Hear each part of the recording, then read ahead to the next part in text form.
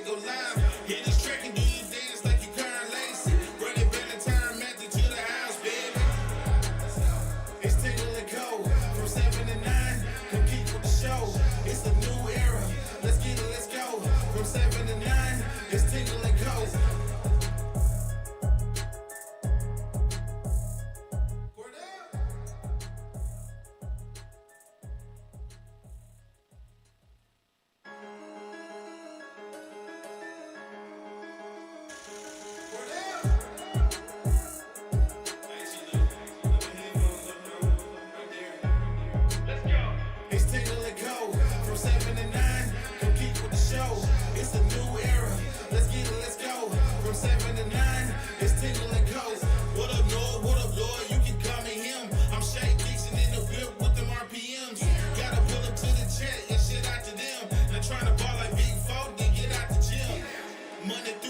From 7 to 9, when you see that notification, we about to go live. Hit this track and do you dance like you Karen Lacey. Run it back and turn Matthew to the house, baby.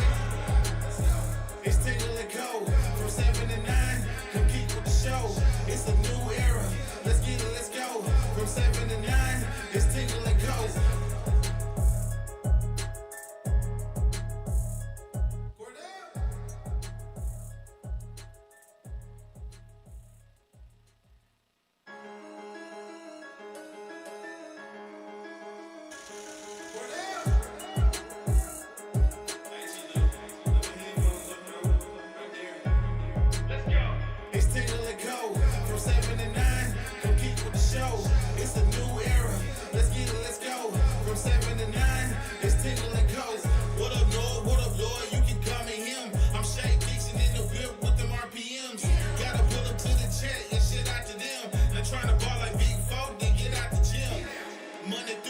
From 7 to 9, when you see that notification, we about to go live. Hit this track and do you dance like you Karen Lacey.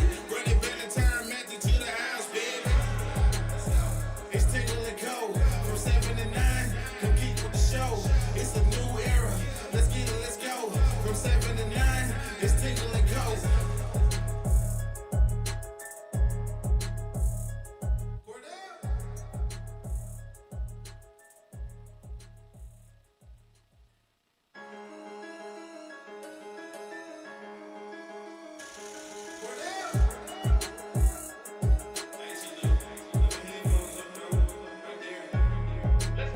It's Tingle and Co.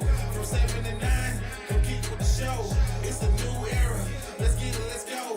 From 7 to 9, it's Tingle and Co. What up, Lloyd? What up, Lloyd? You can call me him. I'm Shay Dixon in the whip with them RPMs. Gotta pull up to the chat and shit out to them. Not trying to ball like Big Folk, then get out the gym. Monday through Friday from 7 to 9. When you see that notification, we about to go live. Hit this track and do you dance like you Karen Lacey. Run it back and turn Matthew to the house, baby. It's Tingle and Co. From 7 to 9. Come keep with the show. All right, good morning and welcome in here on this Tuesday morning as we are inching closer and closer to football season. And today there's actually a milestone. It's that the Any Given Saturday on Netflix drops today. And I tell you what. Kimberly's already watched it. Unbelievable. I tried to stay up and watch it at 12, but it wasn't out yet. I mean, that's going to be what I spend the rest of my day doing That's after this. prep. You can get paid for that. It's Yeah, tax that's what write-off. it is. Netflix just became a tax write-off. Come on now. That's how you do business. They knew which fan base to appeal to yesterday to really get the promotion of it going. Let's put out a clip of Whit Weeks and Garrett Nussmeier playing NCAA college football and talking about Nuss returning. Right? They appealed to the right fan base. But good morning. Welcome in. Glad to see all of your names, faces, and profile pictures over there in the chat. Brian Burgess, good morning, brothers, and happy Tuesday. I pray you're all having an awesome and blessed morning. Kimberly, morning, gentlemen. I had to pause Any Given Saturday on Netflix. FYI, first episode, first 15 so far is all LSU USC prep, though. Kenny Bilal, good morning. Ting Pins, hope everyone has a great, wonderful, productive, and blessed day. Go Tigers. Good morning to all of you. Lloyd, good morning. Good morning, sir. Christian, good morning. Good morning. Glad you could return. I figured you'd be at work today. Yeah, I woke up 20 minutes ago. Oh, you woke up too late for your other job, so you just came to this one? No, but tomorrow I will not, unless there's practice tomorrow. I'll let you know when I know. I mean, I had to stay for the practice recap because I went to practice. Of course. yesterday, I know so- you got your notepad there. Look at him. Yeah. Look how prepared he looks. Let me see your notes. Can have my notes. Documented every play. You didn't like- It's just a bunch of buxom women that he's been drawing. Oh, Christian, that's disgusting. It's a silhouette. Wait, why is this bad? I'm just kidding. It was a joke. Oh, I see what you're saying. Hey, but I'm pretty good. My No, handwriting's you did good. bad, You did a great but- job. But appreciate you guys joining us this morning. Glad to be here. Like Christian said, we were at practice yesterday on the Ponderosa. We got there about 10:45, hung out for maybe 30, 40 minutes. Got to see some 11-on-11, some 7-on-7. It was really good stuff. And also at 8:45, this one will be joined by Glenn West. We won't be Glenn. We will be joined by Glenn. As he needed a pin yesterday. I said, well, here's your payment for coming on the show. He said, perfect, I'll be there tomorrow morning. Nice. So he'll be on the show this morning, 8:45, Glenn West from 24/7 Sports, to talk about obviously the big recruiting wins for LSU at the end of last week and give some practice discussion as well, because poor Glenn had to rush over to practice yesterday from a little car accident. Not a bad one. He was okay, but his hitch did some damage to the other vehicle. So he got pretty hit. bad. So he got hit. He didn't hit anybody, but he was like, my vehicle's fine, but the trailer hitch went through and really roughed up the other vehicle. So he's a truck guy? He handled that. I assume so. He handled that. I mean, it's kind of hard to fit 6'10" into a. That's what I've never into even, a Corolla. I can't even think about him in a car. Yeah, I don't even know how you would fit 6'10" into like a Camry or a Civic. Right. It's just you got to put A Mini Cooper? Yeah, no. Got to put that thing A in Juke? a Ford Raptor. Smart car. But like we said, practice number 5 yesterday. LSU put out a little video on Twitter getting everybody fired up. This is just the sights and sounds of football. This is music to my ears. There's no audio behind it. There's no music track played underneath it. It's just straight up pads hitting pads, footballs being caught, helmets hitting the other helmets, the whole 9 yards. This is what this video is. It is literally music to your ears. LSU football put it out on Twitter yesterday. Mike Mineville says, Christian, are you still all in on Malachi Lane? Just responded to him, but yeah, I am. I really, really am. All right, when they need a pass pro, and they need a guy that knows how to pass pro better than the guys in front of them, yeah, you're gonna see 30 out there. You think so? Jared Hills, what's good, peoples? 337 in the chat. Good morning, my friend. Reed DeSalvo, shout out Lloyd. Kimberly said, I'm watching it. Only first 15. Here we go.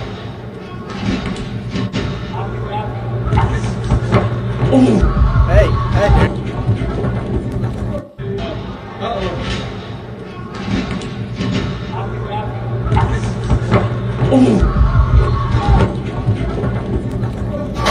Good, don't wait on him. Right there. Work your drop hand, expand flex. There we go. Good work.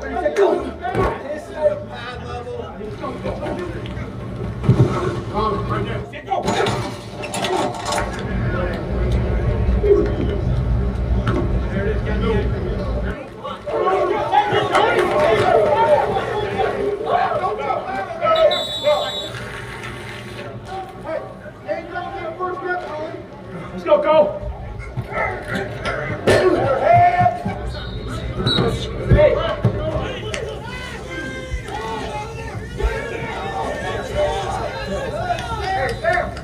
You're focused and locked in, you'll be a consistent performer. Consistent performers play a lot of football at LSU.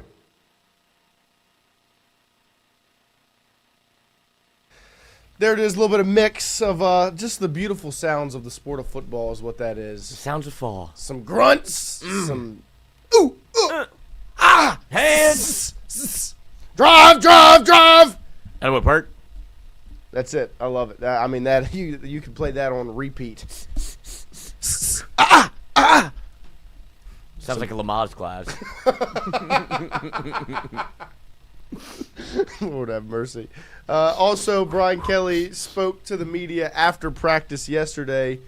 Supposedly Christian cut that up for us today. I have not checked it out. It's actually the best he's done. So I Yes! live reaction to the job Christian Come on. did. Well, I say it's the best he's done because there's no outliers, but that doesn't excuse him of the. I've got a feeling it's going to be these are cut off at the wrong time. We'll No, see. I made sure to let him finish. Make sure Oh, to let him nice. start. Very kind of you. Wait, Brian Kelly makes a comment in there too. I almost put pause on one of the clips. I'll let y'all hear it for yourselves.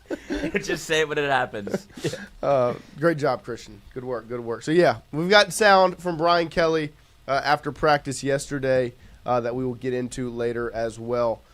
Here is the little clip, the little trailer, I guess, to LSU in this Netflix docu-series that they're doing on SEC football any given Saturday.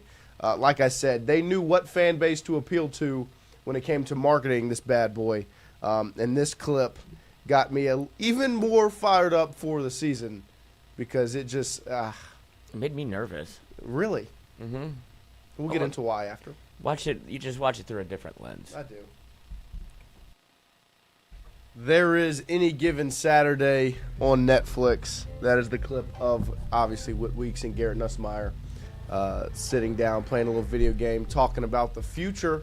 I wonder when that clip is from, because it sounds like it's before the last couple weeks of the season, because he says, let's finish this thing off right and then roll that into next year. And Whit doesn't have, like, a boot or anything on his leg, so I would assume it's before the Baylor game. And Nuss seemed a bit down, so it could have been coming off the A&M loss. Because, I mean, Nussmeier does look very, Depressed. yeah, like just not upbeat in it. Because that's what makes you nervous, Lloyd. That's what. Yeah. Well, I think the juxtaposition, comparing it to what they're like now versus what they're like then. Right. It's like, oh, they were in a kind of a dark spot. Like, oh, you're already. I guess if you're in the middle of the season, you're already talking about next year, and it's like. Great on Whit Weeks for making the pitch already. Like, Right. yeah, you're coming back. If you come back, we're winning a natty. Because if he's feeling like that, it has to be at some point in the season where they maybe won. Like, maybe it's after the Oklahoma game. I don't know. But it just felt like Nuss was definitely going through the trials and tribulations of making a decision, and I didn't know it felt like it was that close. It felt like he was always more LSU than NFL. Right. That it feels like he's very much considering going to the league. Yeah, that clip does make it seem more like he was leaning More almost 50-50 NFL than 80-20. Yeah, no, I agree. I'm excited to get that thing clicked on tonight and watch Any Given Saturday on Netflix, especially get a nice look I wish they were doing this at year. LSU. I know. I mean, I kind of don't want to watch it now. now what LSU should do is this LSU Gold. Like, you need to get back to that 2022 LSU Gold, where it was like, you know, Well, you're doing Hard Knocks? it was awesome. And I then- mean, like must see TV. Like, I remember after the Alabama win, I was like, I cannot wait for the LSU Gold, the Path or whatever it was called, to The come Path. out. Like, it was. Well, then, was it 2023 where they were like, we might be putting too much good content out, and then they changed it, and it became very much bare bones of like, here's Right. sights and sounds. No, 2022 was. You were on the team. It was awesome. Awesome. Do that one again. Yeah, like I run that think- back for 25. And I think they could this year because they know how good They're are. confident, yeah. Yes. I agree. In other news, the coaches poll. They keep that gate. Yeah. The coaches poll was released yesterday. The top 25. This is the first real rankings announcement of the year. LSU comes in at number 9. This on the Tiger's coaches poll. everywhere. It is. It is. That, I mean, it must be like a little copy and paste. They got it somewhere. Templates made. But, and we'll get into the top 25. I'll just say the top 10 right now. Texas, Ohio State, Penn State, Georgia, Notre Dame, Clemson, Oregon, Alabama, LSU, Miami. Other SEC teams, you've got South Carolina 13, Ole Miss 15, Florida 17, Tennessee 18, A&M 21. And that is that's a strong showing for the SEC in the coaches poll top 25. And I feel like both LSU and Clemson are lower than they should be. I know one that's too high. Well, I agree, right. but they have teams in the college football playoff from last year.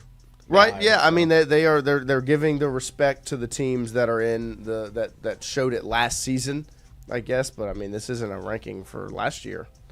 But you know how they do it. I know. It's just to me like number 1 doesn't have a returning quarterback. Number 2 doesn't have a returning quarterback. Number 4 doesn't have a returning quarterback. Number 5 doesn't have a returning quarterback. Number 7 doesn't have a returning quarterback. Number 8 doesn't have a returning quarterback. Number 10 doesn't have a returning quarterback. Like, I feel like to me that's what the best teams are, the ones that have their guy. I think that is the best metric, yeah. And Number 3 does, but he's trash. I mean, but like He's terrible in the video game too. I know he's not good in the game, but like I understand the respect of their roster because they have a very good roster. They can run it.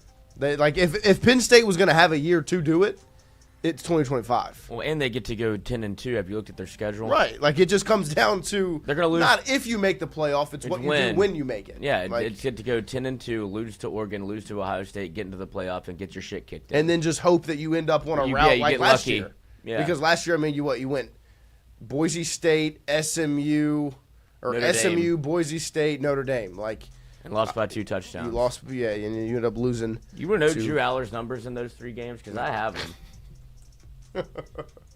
You feel strongly about this. I'm right. No, I'm not overly impressed by Aller either.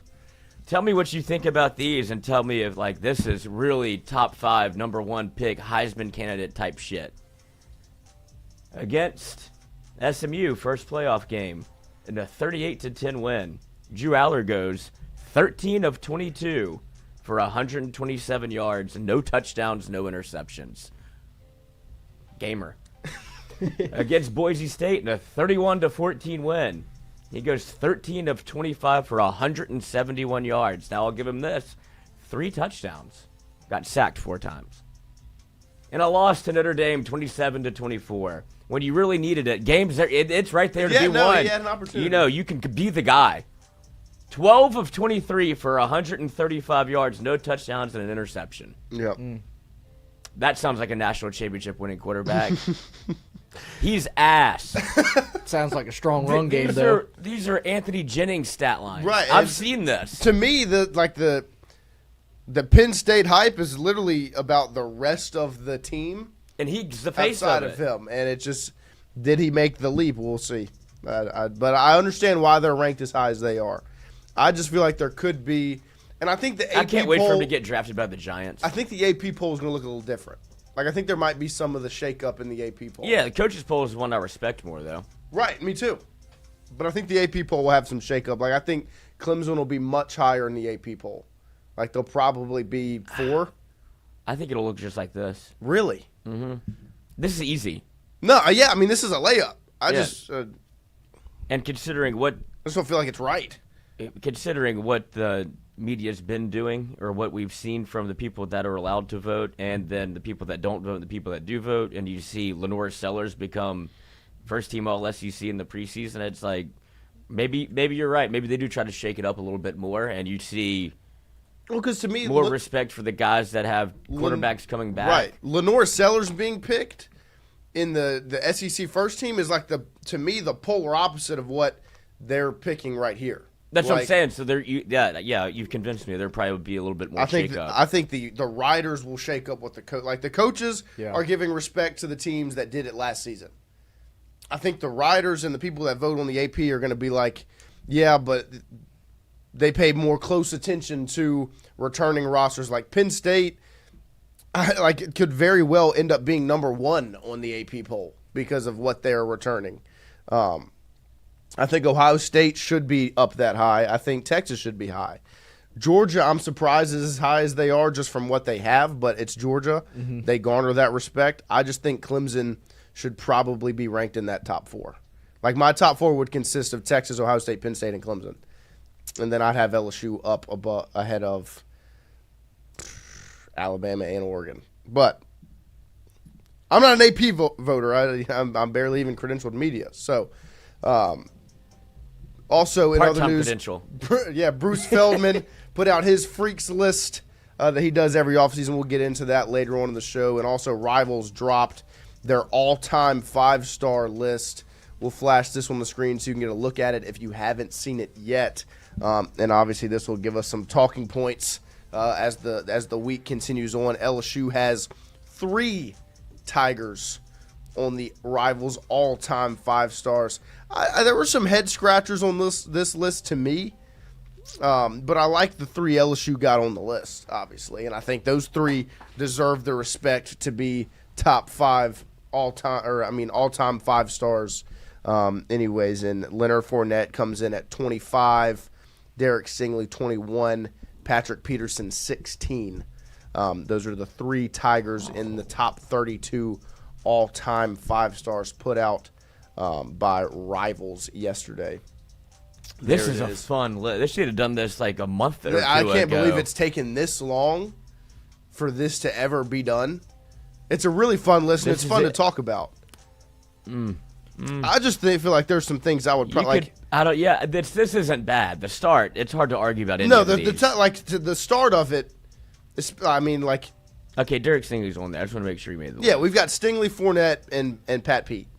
Yeah, you can't argue with that. Now, I can't speak for how I would feel about some of these other guys. Like when you look at DJ Williams, the person in high school, that's a 5-star. Right.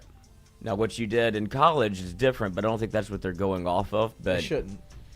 Like, it's hard to argue Reggie Bush, Vince Young, Adrian Peterson, Tim Tebow, Cam Newton, Jadeveon Clowney. That top 6 that probably took 30 seconds to do. It's a layup. Yeah. Especially the top 5. Like, the top 5 is as easy. Like, if you would have asked me to give you the top 5, I would have rattled off those 5 names. Maybe in a different order, but I would have rattled off those 5 names. Yeah, I don't know if I would have put Vince, too. It probably would have been Tebow, just because from what I remember. Yeah, I mean. He was as talked about as any quarterback ever coming out of high school at Naples. And then he backed it up. Well, he got to 2 national he got to championships. be homeschooled and play for a high school football team. Like, what kind of rules are we making for this kid? I think there's probably some rules like that around here. You could probably make that happen. But see, the one thing that surprised me. Tom was different then. I know. There's the NIL deal he would have gotten. Oh my gosh! There's a player on this list that's currently active, which I think is crazy. And I'm not saying that it's wrong. Jeremiah Smith at 23. Like, look, I am very high on LSU's wide receiver room. I'm very high on LSU's wide receivers of the past. This guy may go down as the greatest college wide receiver ever. Like, I would not diss him being on this list already. No, not at all. Like, I wouldn't even blink at it. Is there a butt? No, I was going to see if you were going to have a butt, or if you disagree. I'm not sure the ratings on Rivals, but I'm a little surprised that like Quinn Ewers isn't on this list because he was as talked about as a lot of these guys. I know it didn't pan out in college, but I mean, he wasn't bad, but yeah, I know because he was the highest ranked recruit, right, for like a while. He left high school early to go play college football. Yeah. Got it. Yeah, he was like 9.999998. Like, there's a couple of them where, like, to me, the reason, like, Bryce Young was very highly touted coming out of high school, and the reason he's at 10 is because he won a Heisman. Right. And I would say Travis Hunter 11 because of the Heisman. But, like, to me, like, I'm surprised. Well, Bryce Young, Najee Harris at 30. That's why I'm. Like, he had a good college career. I guess he was highly rated coming into college. I guess, but like that's why I'm interested. I'm trying to think of other 5 stars that maybe could have been. Is this all rankings based, like, or is I don't this know. like a power rating? I don't know the full. They're 5 stars, and now, but they're also weighing it with what you did in college. Like they have to be. Okay, yeah. So I don't know. I mean, there's because, like, to me, Trevor Lawrence. Like Anthony Johnson would be on this list. Like, to me, Trevor Lawrence should be higher than 17. Mm-hmm. Even though he never won a Heisman, he won a national championship and played for another. As a freshman. Right, like, and then played for another, and the only reason he didn't win it was because he ran into a buzzsaw. He's not on this list. No. So, but we'll discuss that more as the week goes on. We need to get into a little practice recap from yesterday. We both made a document. I was looking at mine, and now now I found yours. We got to get this figured out. I don't understand.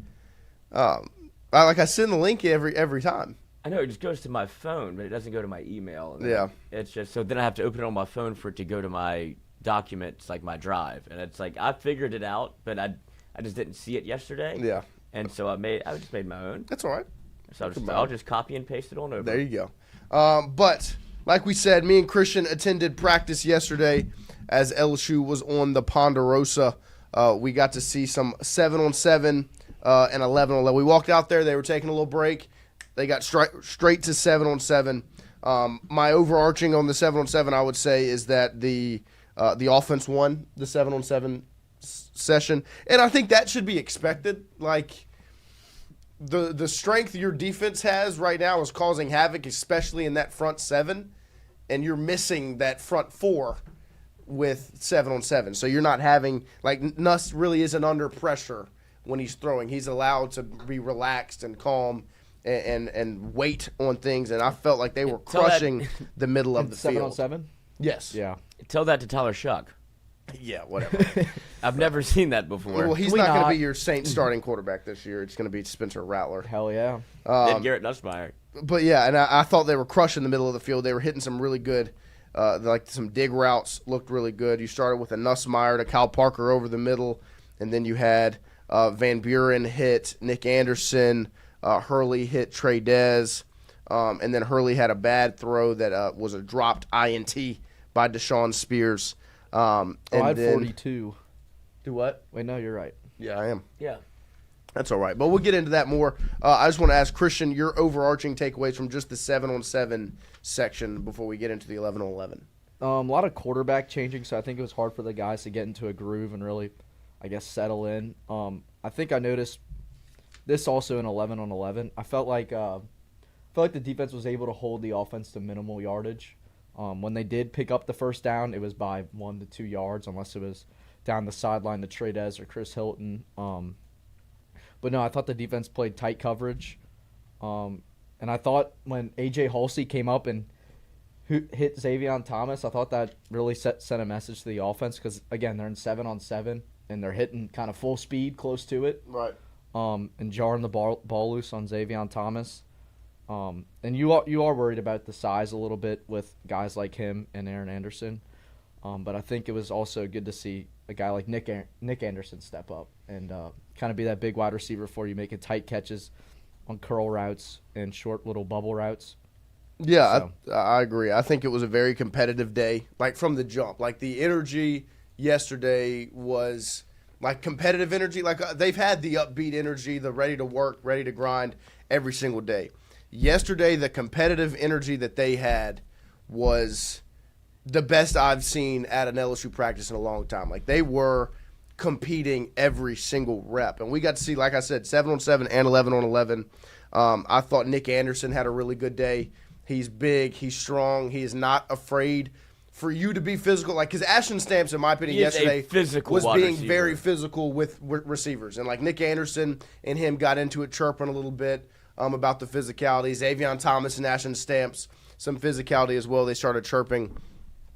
I thought Nick Anderson looked really good, but not just the physicality standpoint. He was crisp. Like the timing was there. I really liked the connection him and Nussmeier had yesterday. I thought Nick Anderson was the brightest spot of the day because your wide receiver room is already small with Aaron Anderson, sub Kyron Lacey role for you where he's just like the bigger receiver in the room with good hands, runs crisp routes, and he looked crispy yesterday. So yeah, I mean there's a reason they went out and got him is because he is different than everybody else that's in that room. He was the one thing that you felt like you needed. It was a huge get. Yes, after the C.J. Daniels news where he's coming back. Yeah, and it was announced by your head coach that he's coming back to play for LSU for one more year.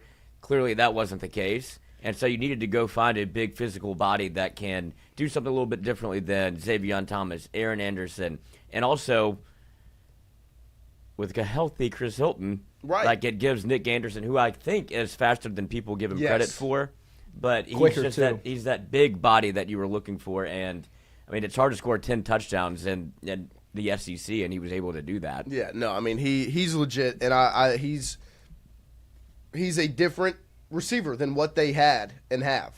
Like you have Xavier and Aaron who kind of fit a similar mold.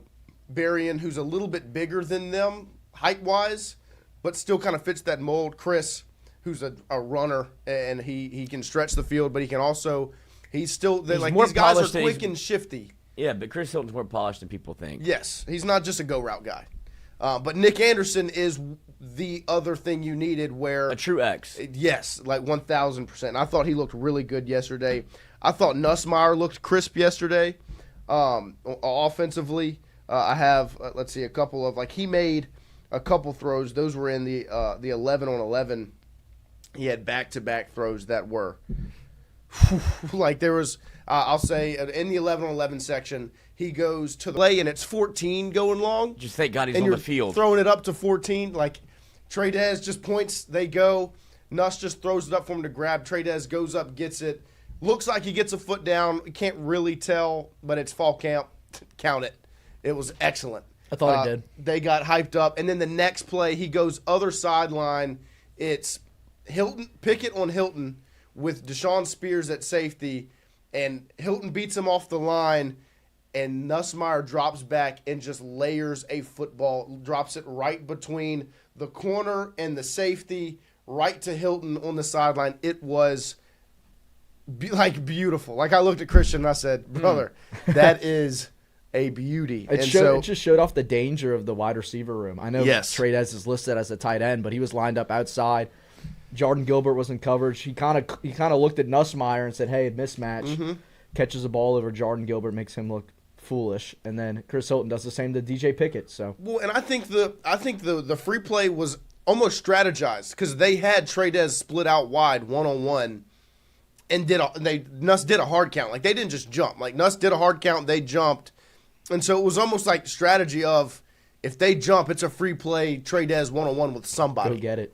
And this, go up and get it. And this is not the first time we've seen that. Like, you've seen them work a hard count and not have the wherewithal to go deep or understand that you have a free play. Now, I've seen that at least 3 times from Saturday and what y'all are saying happened yesterday where they're working on Garrett Nussmeier. And you know what this tells me? Braylon Moore. Yes. A seasoned Polished center that... Well, they announced he's the guy. He's the guy. There's no center competition. But they're competing other spots, not there. But I think that's part of the reason why, Yeah. because he's a guy that if you jump, he's going to snap it. It's not they're offside, because that happened multiple times Right. last year where you had the ability to catch somebody offside, and it became a false start on the offense at some points. And you had, and this is no knock on DJ Chester. He's playing in the SEC for the first time at center, and that is not an easy task. I do not envy that. But there were times where you couldn't snap the ball. You had center false starts. You had timeouts that you had to call. Braylon Moore, that's such a weapon to have in your back pocket that you can get free plays to Nick Anderson, Tradez Green, Right. Chris Hilton, where now they're working on it to where if you're able to go with a hard count and then you have that type of speed on the field, those are touchdowns. Yes. No, 1,000%. And I thought in the 7-on-7 offense definitely won, and I think that's what I'd prefer. I want the offense to be able to win 7-on-7 type things, especially with this team, because the strength of this defense is going to be that front seven, especially that pass rush. But I still think that the defense did make some really good plays. Christian said his breakout from yesterday, or the guy he had circled after yesterday was Nick Anderson. Mine was number 7 yesterday. Harold Perkins looked absolutely excellent yesterday. And he looked good on last Saturday when we got to watch the whole practice. He looked so good yesterday. Like, the interception he got against Nussmeier yesterday, where Nuss drops back and Perk kind of baits him into throwing one, and then jumps it. Like, it was textbook. Like, I really hate that we didn't have video because I want y'all to see how I saw it. Like, it was as good as it gets. He looked excellent in coverage. A few plays before that, they ran a little the tight end throw. Like, whenever they RPO it, the tight end's running that little kind of flat route. They dumped it off to Bauer Sharp. Perk was there in a heartbeat, blew him up. Like, I mean, obviously didn't blow him up because it's practice, but he was all over it. Like, that was just a couple of plays before the INT. That was it was 2 out of 3 plays. Perk is making the play, one a tackle, the other one's an interception. Like, he looked excellent. They chirped a little bit after the interception. There was a little chirping going on. I think Nussmeier hit Perk with a little FU. But all in good fun. After the pick. Yep. And then that's all in good fun. If you get picked off by Perk, man, fuck you, Perk. Yep. And then because he got him. Yeah, like, no, he fooled did. him. He tricked him. He baited him into it, and it worked. And then I thought Colin Hurley had kind of a rough 7-on-7 section, ended it with a really, really good throw to Xavier Thomas where he threw it with some anticipation. Xavier turned right into it. It was excellent. And then we got into the 11-on-11. They ran a little tunnel screen to Barry and Brown. I thought that one of the throws from Nuss to Chris Hilton over the middle was a beautiful throw, but what I really liked was the offensive line protected him well. He was able to really step up in the pocket. Like you want to create a pocket if you're the offensive line. Like they didn't allow anything to blitz Nuss from the middle where he needed to roll out. They kept everything around him. He stepped up in the pocket and he delivered over the middle. I thought it looked good. Then there was a little miscommunication, I believe, which was kind of the first hiccup we've really seen on that from that standpoint. With what looked like a tight end screen where Harlem Berry was blocking for Tradez Green on a tight end. And me looking at that, I was like, I just can't imagine they would put Harlem Berry out there to block. Like, I feel like there was a little miscommunication. They maybe messed that up. But I think right after that was one of the best plays of the day. The defense got really good pressure up the middle on Nuss, and he stayed true, delivered a throw to Xavier Thomas right on the outer third of the field. Xavier made a heck of a catch on it, which was a really, really good play. I thought that was impressive because that's not really a typical route you see a gadget player like Xavier run. I feel like that was kind of a polished, experienced route on the comeback, and, I mean, that was an even better catch. Yeah, no, it was an excellent, excellent throw from Nussmeier in the pressure, making it happen. And then right after, a couple plays later, they get a run stop. Bernard Gooden blows up the run. He looks excellent once again. And then right after that, they go right back to Caden Durham on a little draw play. And what I really liked about the draw was when they do it, it's a kind of an RPO-ish look, even though I don't think it's an RPO. Like, I don't think the option is there to throw it. But they make it look that way, and Nussmeier is still rolling out after and acting like he's throwing the football. So a lot of the defense kind of had their eyes elsewhere, and Durham was able to find the hole and get up the other way. And then with the twos, when they put the twos on the field, Perk stayed on the field and moved to edge rather than star. So when he was with the ones, he's playing the star position. When they went to the twos, he moved to the edge and rushed. I also liked the first play that one of the first couple of plays they ran with the twos was Jawan Johnson split out wide in kind of a bunch formation on the left side, and then they went one-on-one on the right side, and they faked the screen over here, went on a go route, one off a long run, which, I mean, essentially would have been a touchdown.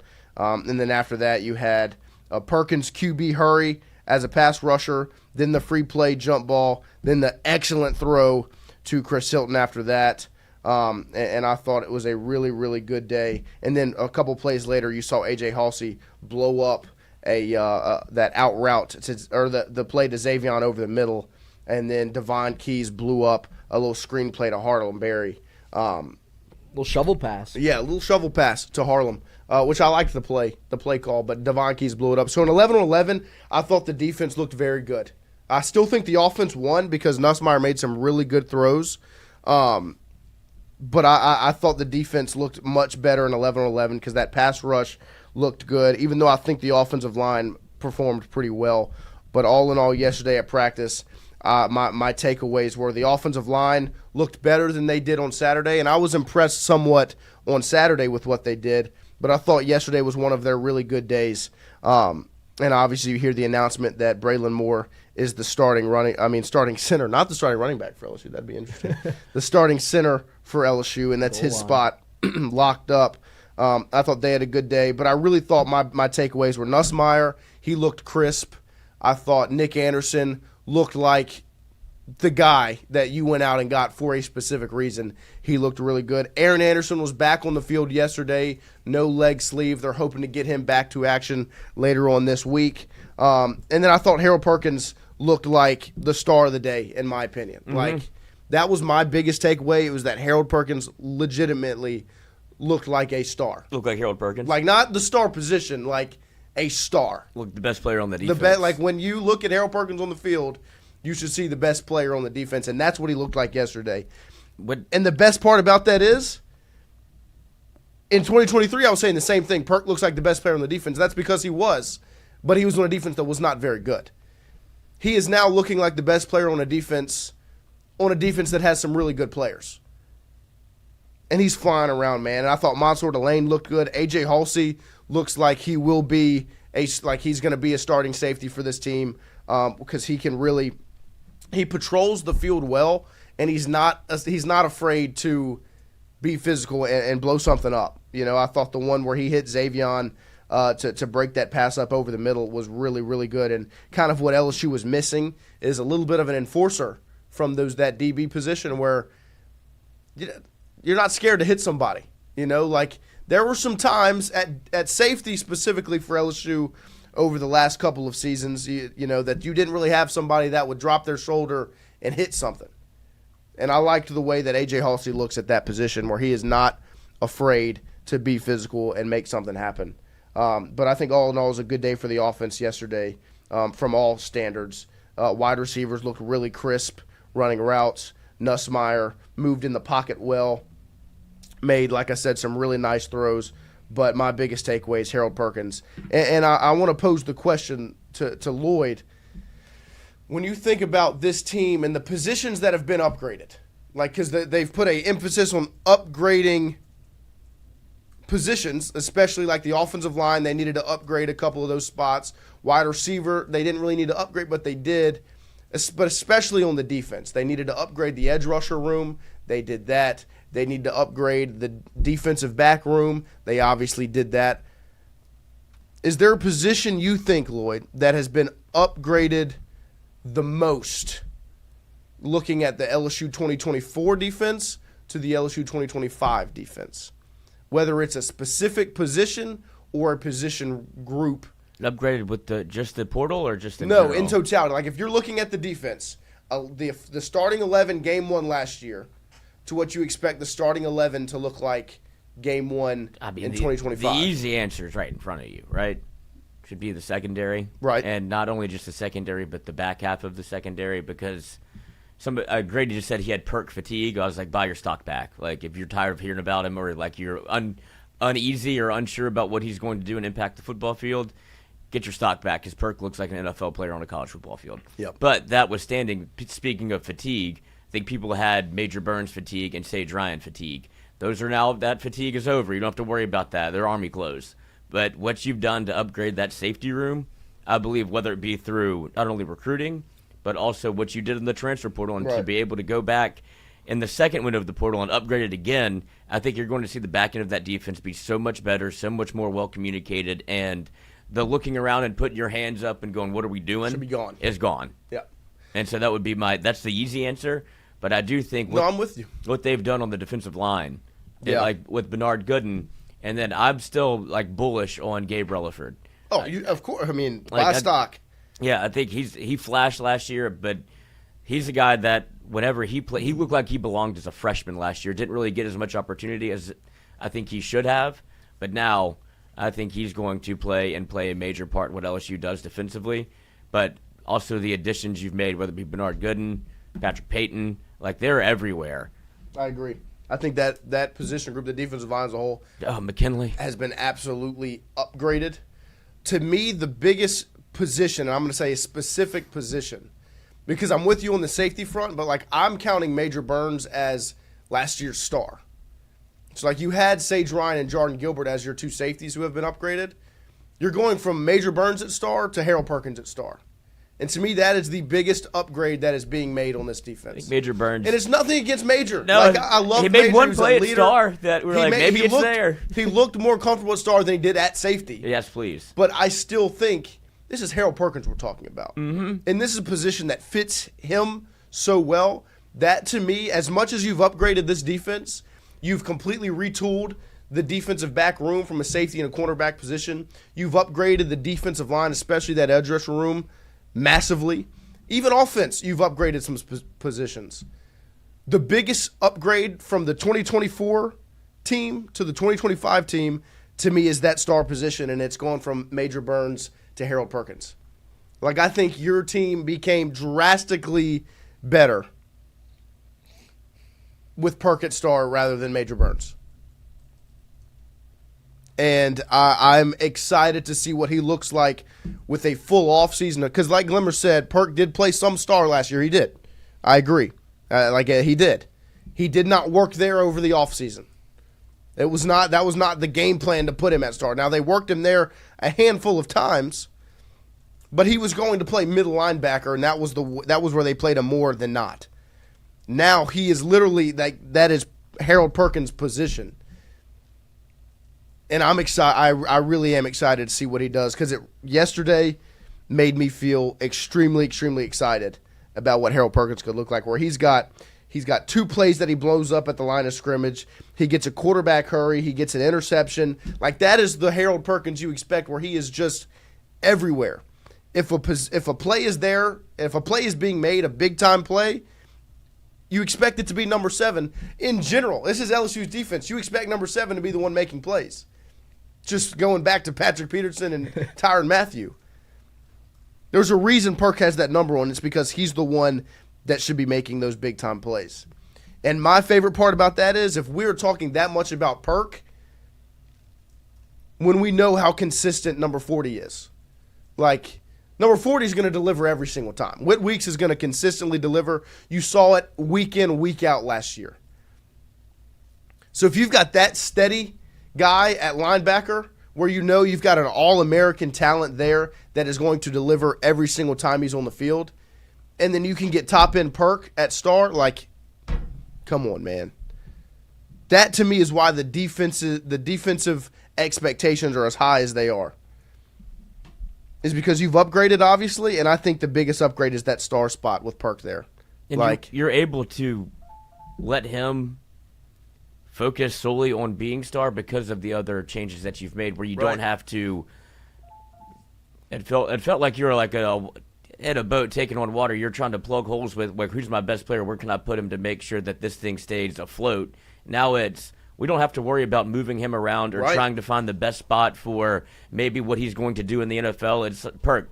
If you solely focus on this, you'll be a day 1 pick. Yeah. You'll be an early day 1 pick. So stop trying to. Let's see if we have to put him at middle linebacker and see if he can play there and see how he can impact the game. The star position is literally made for you. Let the NFL coaches figure that out. Yeah, but on a college football field, you're more athletic than anybody else in this stadium, and that could be on Sunday too. Right. So just go and play, and now it feels like he understands his role, and he knows what he's doing, and he knows what he's looking at, and he knows how to play the position now. That's where it just becomes easy. There's no more thinking for Perk. It's just go. Yeah. And you can see it. No, I agree. I mean, it was very visible yesterday that he was the best player on the football field, and which is impressive because Garrett Nussmeier looked really good yesterday. Mm-hmm. But Harold Perkins was the best player on that field in totality. My guys yesterday, 13, 4, 7, 13. 2 on offense, 2 on defense. It was Nussmeier and Nick Anderson offensively. Looked excellent. And then defensively, I thought Harold Perkins and A.J. Halsey looked really, really good. Looked really good. BD, which side outshines more, y'all think, offense or defense? Christian, I'll let you answer that first. Man, it really kind of it flip-flops a lot. It's competitive. It's super competitive. I'd say offense because of the big play. I think and not just throwing the ball. I think running the ball too. I think they really break out big runs. You saw Caden Durham again yesterday break out that draw. I don't think you saw a touchdown like you did on Saturday, like a big 60-yard touchdown run, whatever that was yet on Saturday. But I think offense really is exposing this defense with the big play, either down the sideline to Trey Dez or down the sideline to Chris Hilton. So I think offense. Yeah, I mean, I think really if you asked me after Saturday, defense dominated. Like, look, we saw 7 on 7, 11 on 11 yesterday. And we also saw 11 on 11 on Saturday. 7 on 7, the offense wins majority of the time. Now, the defense makes plays, a Perk interception, Devon Key's pass breakup. Like, there's those plays, DJ Pickett pass breakup. Like, the defense is still making plays in 7 on 7. They're not getting dog walked, but the offense is winning 7 on 7. 11 on 11 is a different story, like I said, because they bring in that front four, that pass rush completely changes the dynamic for LSU, especially on the defensive side of the ball. And on Saturday, when they went to 11 on 11, that front four caused complete chaos and havoc. And I thought the defense won that day. As much as I thought the offensive line looked good, the defense won the day on Saturday. yesterday was much more competitive on both sides in the 11-on-11 section. The offensive line, like I said, had a much better day yesterday than on Saturday, where they did not just completely get wrecked by this defensive front, because that was the concern coming out of Saturday, is even though the offense I thought had some upgrade, like looked better than maybe the expectations that were set, I thought yesterday they looked much improved, and the defensive front, especially the interior of that defensive line, was not allowed to just absolutely dominate and game wreck. I think it's also a little bit hard to kind of decipher this, because you see a lot of Michael Van Buren reps. I'm about to say Martin again, not the Revolutionary War hero, but Michael Van Buren. He's a little inaccurate. Same with Colin Hurley, I think. But those guys are just kind of trying to get reps under their belt. Garrett Nussmeier's returning as a year 2 starter, year 5 in the program. So I think it is a little bit kind of all over the place, because they do flip-flop quarterbacks a good bit. And, I think Michael Van Buren and Colin Hurley are a little rough around the edges. But I think when Nussmeier is in, I think the offense kind of wins. So, especially yesterday. I think Saturday's a different story. Yesterday was very competitive both ways. Like, I thought the offense put up a much better performance against the Team 1 11-on-11 defense than they did on Saturday. Well, and if you want to compare it to what we've seen previously, last year there wasn't much competition whenever you look at the offense versus the defense. And LSU's offense wasn't by any means a force. It was just the defense. It felt like they were very much in figure-it-out mode. Right. Like there was a lot of turning and talking and teaching. This is so much different in terms of they know alignment assignment football, and it's good on good. Yeah. And so I think I think it's fair to be able to say that, yeah, there's going to be days the defense wins, and that's a good thing, because those one-on-one reps, whenever it's one DB versus one wide receiver and you have a defense that can win those, and it's not Nussmeier goes 10 for 10. It was 6 for 10 or 4 for 10. It's like, okay, they're competing. Right. And you're seeing corners that can hold their own against a very good wide receiver room, guys that should be able to win in those situations. That's set up for the offense to win. And if a defense can steal reps like that, you've got a good defense. Well, even if the passes, like, to me, you go back and you look at the Monsoor Delane, Nick Anderson one-on-one on Saturday, where that was really good coverage by Delane. Like, he was there. He was blanketing. He was on him. Like, so somebody's got to win. Somebody's got to win it. And I like that Nick Anderson was able to go up and make it happen. But every team LSU plays this year is not going to have a Nick Anderson that's going to go up over Monsoor Delane and make that play. Right. I've been very pleased with the way number 4's looked defensively. Like, to me, this defense, like, genuinely is much upgraded from last year. Like, more than can really even be said just from the expectation standpoint. So, Mike Guidry, it's great news. Defense maybe outshining offense because they know we have a good offense. Yeah, and I would say the place where the defense is really outshining is that pass rush. Like, that is where this defense starts and ends. Like, they are much improved in the defensive backfield. They have guys that can make plays like Delane, like Pickett, like Stamps, like Halsey, Cooley, Toviano, Spirit. Like, they've got guys back there.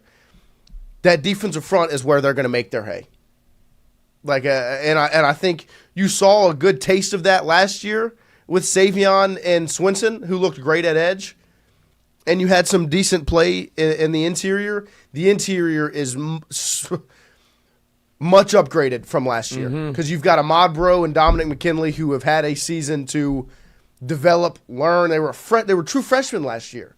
Now they've developed physically. They've developed in the defense and the scheme, and so they're going to be improved. Jacobian Guillory is back. He's going to be there, and then you've made the additions of Sadir Mitchell, and then Bernard Gooden is a guy that you cannot leave practice without talking about. So I'm really excited to see what this team is going to look like on August 30th, because yesterday was a good day both ways. And like we said, leaving Saturday where it was good on good, yesterday was good on good once again. And the competitive energy is the one thing that I want to make sure we talk about one more time before we close out hour number 1. It's just the competitive energy yesterday was real, man. Like, that was the most competitive I've seen an LSU football practice in a minute, where the coaches, the players and the coaches, the players and the players, like, they were getting after it, man. They were chirping. you saw, like, I remember a couple back-to-back reps where it was Nick Anderson versus Ashton Stamps, got really physical up the sideline. They were chirping on the way back where Stamps was like, you're not going to be able to do that in the game. Nick was like, man, they didn't throw the flag with this, that, and the other. Like, if they was physical, it might have been an OPI out of fall camp. Who cares? They were chirping back and forth, and then Nick came back, and the defense was in zone rather than man. He broke down a little comeback route or a little hitch.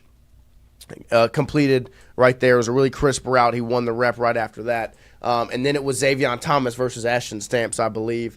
They got a little physical as well. And it was a PBU for Stamps. And, Xavion's telling Ashton, like, you can't do that. Not illegal. Not legal. That's going to be a flag every time. And then one of the coaches tells Ashton, good job. And Xavier literally turns, looks at the coach, says, don't tell him good job for that. like, that's not legal, so don't tell him good job. Like, the competitive energy you saw yesterday, I thought was awesome, man. And it was really, really reassuring. And not only that, but also the way they were able to play at a high level. So, well, it's good to continually see. It's not just one day. It's every day they're going out there and competing. Like, it truly feels like they enjoy practice, which is a tough thing to do, but it's not fake energy. It's not faux energy. I think they truly enjoy going 7-on-7, 11-on-11, because there's really no parts of these practices that they struggle in. There's no, it doesn't feel like the dog days of camp. And I know it's early in camp, but still, like, these are things that if you're not a good team, you don't enjoy any aspect of this because you're getting your ass chewed, you're getting beat. Like, that, there's nothing to really look forward to. Yeah. Instead, it's all clean, crisp, and competitive. Yeah, they're not talking just to talk. They're talking because it's competitive. Right, they enjoy going against each other. Yeah, it's not an animosity or hate or, like, a fight in fall camp. It's legit where they're both trying to make each other better, but they both want to win the rep. Yeah, no, definitely. And I thought yesterday was a really good day for LSU. So don't forget, every single day we are brought to you by our friend over at All About Inflatables. We did pitch an idea to them yesterday that we do a little all about inflatables. They want to do a show from an inflatable, which could be it might be a little loud with the because it's got a blower that's attached to keep it blown up. So you're just gonna hear just blowing air into the inflatable. But I told them, I said, we can make it happen. Oh, we can do that. It's very possible. Yeah. But make sure you go over to allaboutinflatablesds.com. Really, really simple and easy to order an inflatable, or even just to look at what they've got. Look at the options you have, as it is still very, very, very hot outside, and it's starting to get into football season, which means if you want a little party, it's inflatable season. Yeah, if you need a little party, if you got a little hangout going on for a game, make sure you got a bounce house for the kids, a water slide for the kids while you're watching the game. Let your kids bounce around. With All About Inflatables. They've got the interactive games, obstacle courses, and then they've got water slides, combo slides, bounce houses, anything you can think of. That's the website, allaboutinflatablesds.com, and also the phone number 225-667-2386. If you've got any questions, call Gabe over at All About Inflatables, or just head over to the website. It is pretty easy to maneuver through. Not just kids' parties, too, but I heard Pike at LSU had an inflatable for a darty. Okay. So yeah, that's what I would do that in a heartbeat. If you are in a fraternity, you're looking for a darty idea, this is perfect. Get a little inflatable, have some drinks. Don't get kicked off campus, but no, I mean, that's idea. Water slides are not something that are just fun for like the kids. Like, no. I mean, you slip and slide. This is technically for adults. Yeah, I mean, these are 22, 25 foot water slides where it's. If you're in a fraternity, it's fun. Get a dry slide. Now you might have to pay a little bit on the back end or clean it, but you definitely cover this thing in jungle juice. Like, put the bottom of it, and like that's what you do. You don't think about it. You drink from it, and that's that. But I mean. We used to do Bahama Mama at Kappa Sig, and what do you think that was? We would have killed for an inflatable. We had to build them ourselves. There you go. But we're rolling into hour 2 this morning. We'll take a quick break. Man-made lakes. And we'll be right back with some sound from Brian Kelly as he met with the media after practice yesterday. Natchez, Mississippi, make sure to visit Tom and Wright Branding at Go Mart and On The Go Deli, where you can fill up your tank and your belly. Go-Mart has clean restrooms, community coffee, an awesome beer cave, and a great selection of anything you may need on your trip.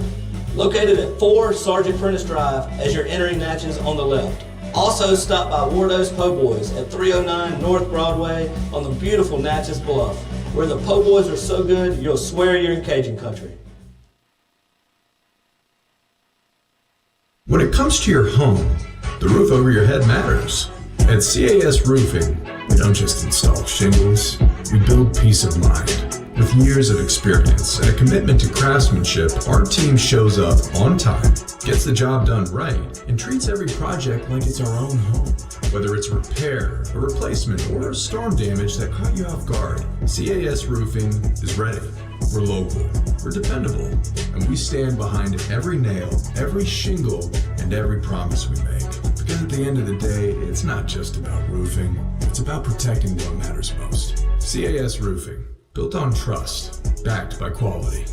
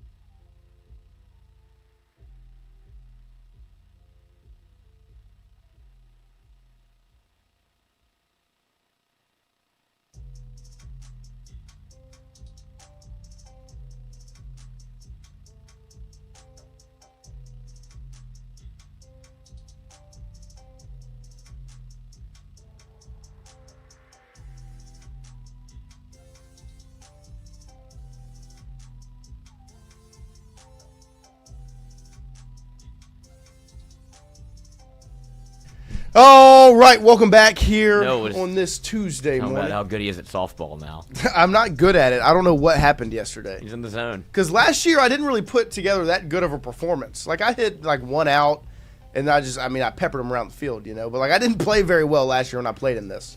It's at least from an offensive standpoint. But last night we did a little BP, and I was like, timeout. What happened? Wait, can I play? I mean, I think our team's full, but I guess. Well, I'm taking somebody's spot. I think we're actually going to have a couple guys out on Saturday, so we might need a guy or two to fill in. I think my glove's still in the. It should be in the closet. There you go. But yeah, I mean, I'm excited to play a You little have- slow pitch softball. You have a this middle weekend. infielder.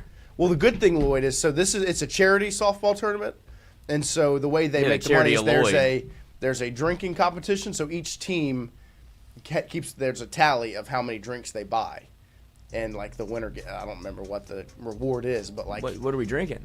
I mean they just have I don't know what all they have option wise. I mean my friends are just crushing beer, but I'm sure they have you? other options. No. Okay. Vodka But like Red we Bull? make sure we have one guy on the team that we know is going to, I can contribute. carry the boats and the logs in the drinking competition. You know. I think that you would be shocked. And then you have to you lay down some cash. There's a home run limit.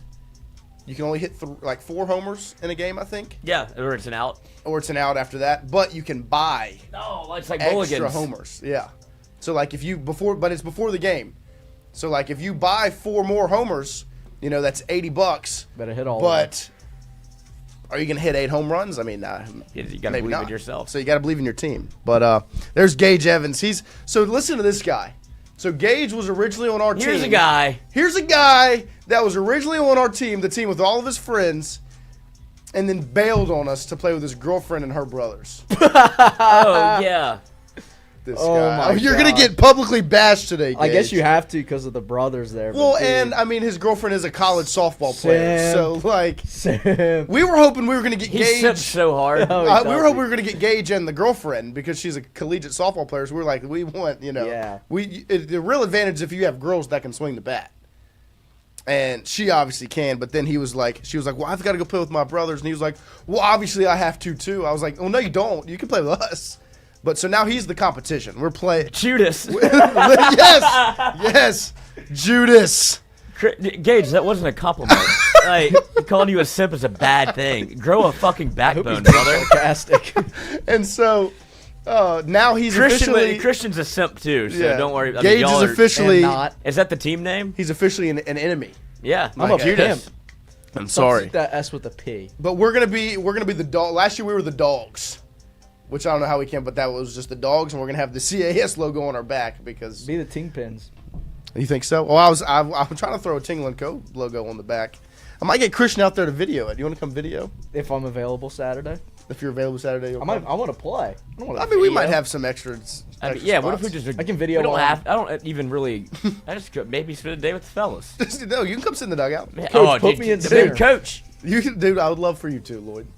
You'd have to talk to Pierce about that. He thinks he's the coach. That's like, but hey, he's I'll gonna be play. dugout coach.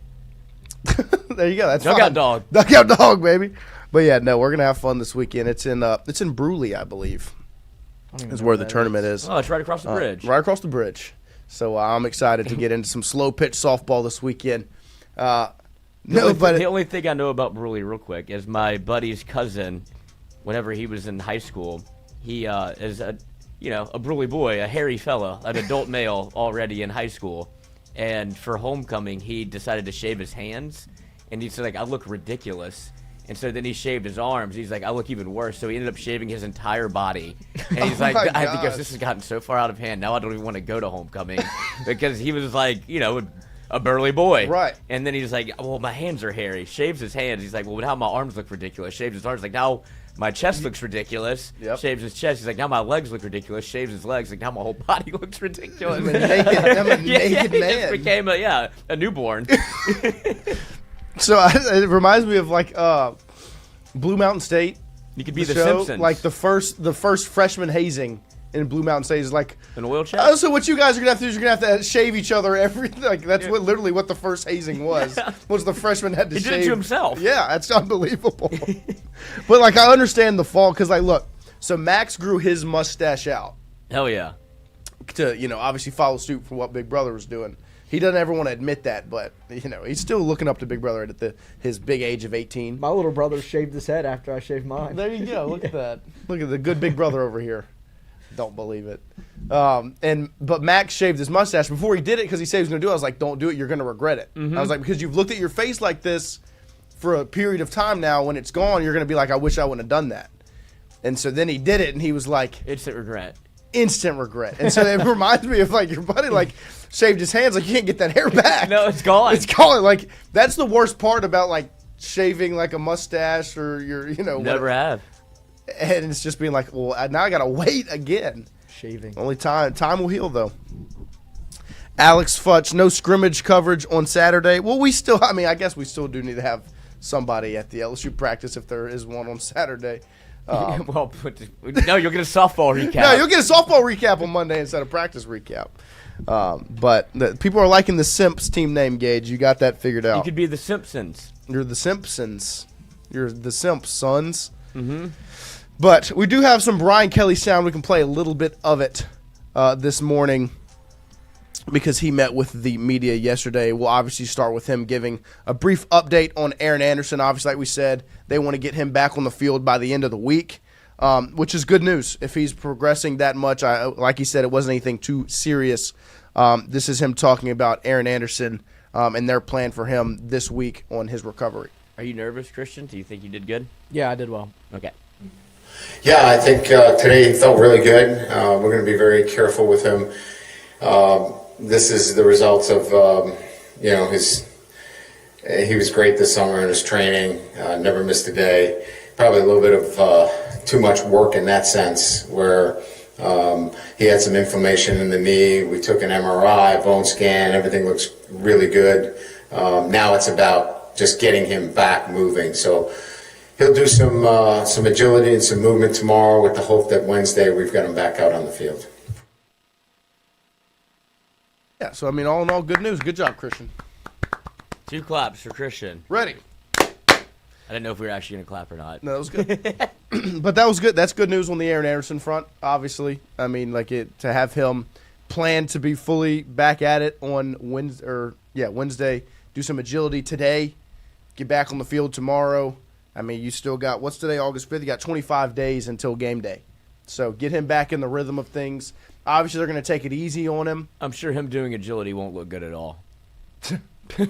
I mean, It's his middle name. Aaron Agility Lee Anderson. Anderson. Cool. Like, he's going to look excellent. I'm sure they're going to. Like, I would like to just watch the Aaron Anderson Battery. agility more than practice. Tires. So that's good news on the Aaron Anderson front. Next up, BK talking about the intensity that was seen yesterday. Because like we talked about, I mean, it was very obvious for anyone that was sitting and watching practice yesterday. The competitive edge and the intensity was real. And so this is BK talking about the intensity he saw yesterday.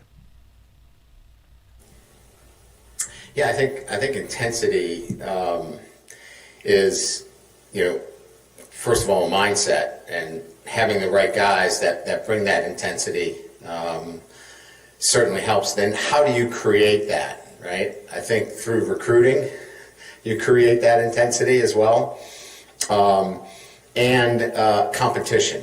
So if you add all of those things together, look at the offensive line. You've got 5 guys competing for spots. So there is that piece where it brings out an intensity.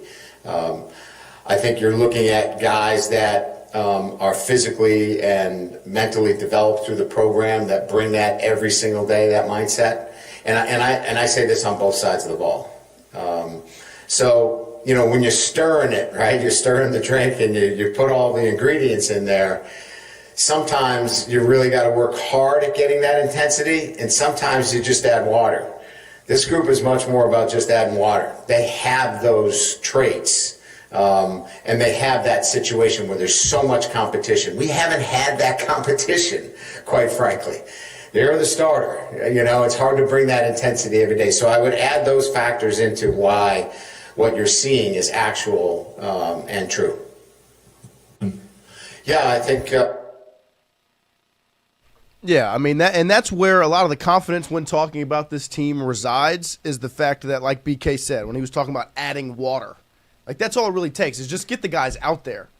Do a little something to get them going, and they'll run with it.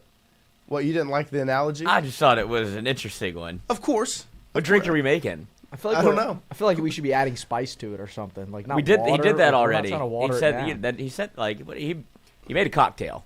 Yeah, I mean, He just sort of said add ice, but I think he caught himself like I'm talking about booze, and I was like, this drink does sound delicious, Right. It's like it doesn't need water, maybe like a little bit of ice, there you go. a couple cubes, But or yes, none. so, like I mean, neat.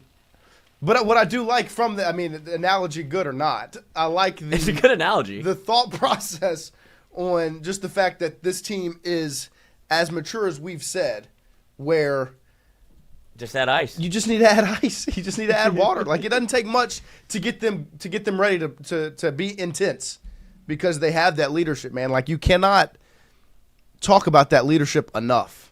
Like from the coaching staff standpoint, like the leadership of Sloan and Baker and go down the list, Brad Davis, the guys they have, Frank Wilson.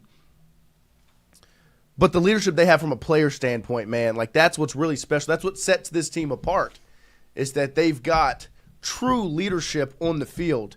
When you talk about Jacobian Guillory, Harold Perkins, Whit Weeks, Chris Hilton, Garrett Nussmeier, Jack Pyburn, West Weeks, like Mansour Delane, legitimate leadership in the uniform, like that.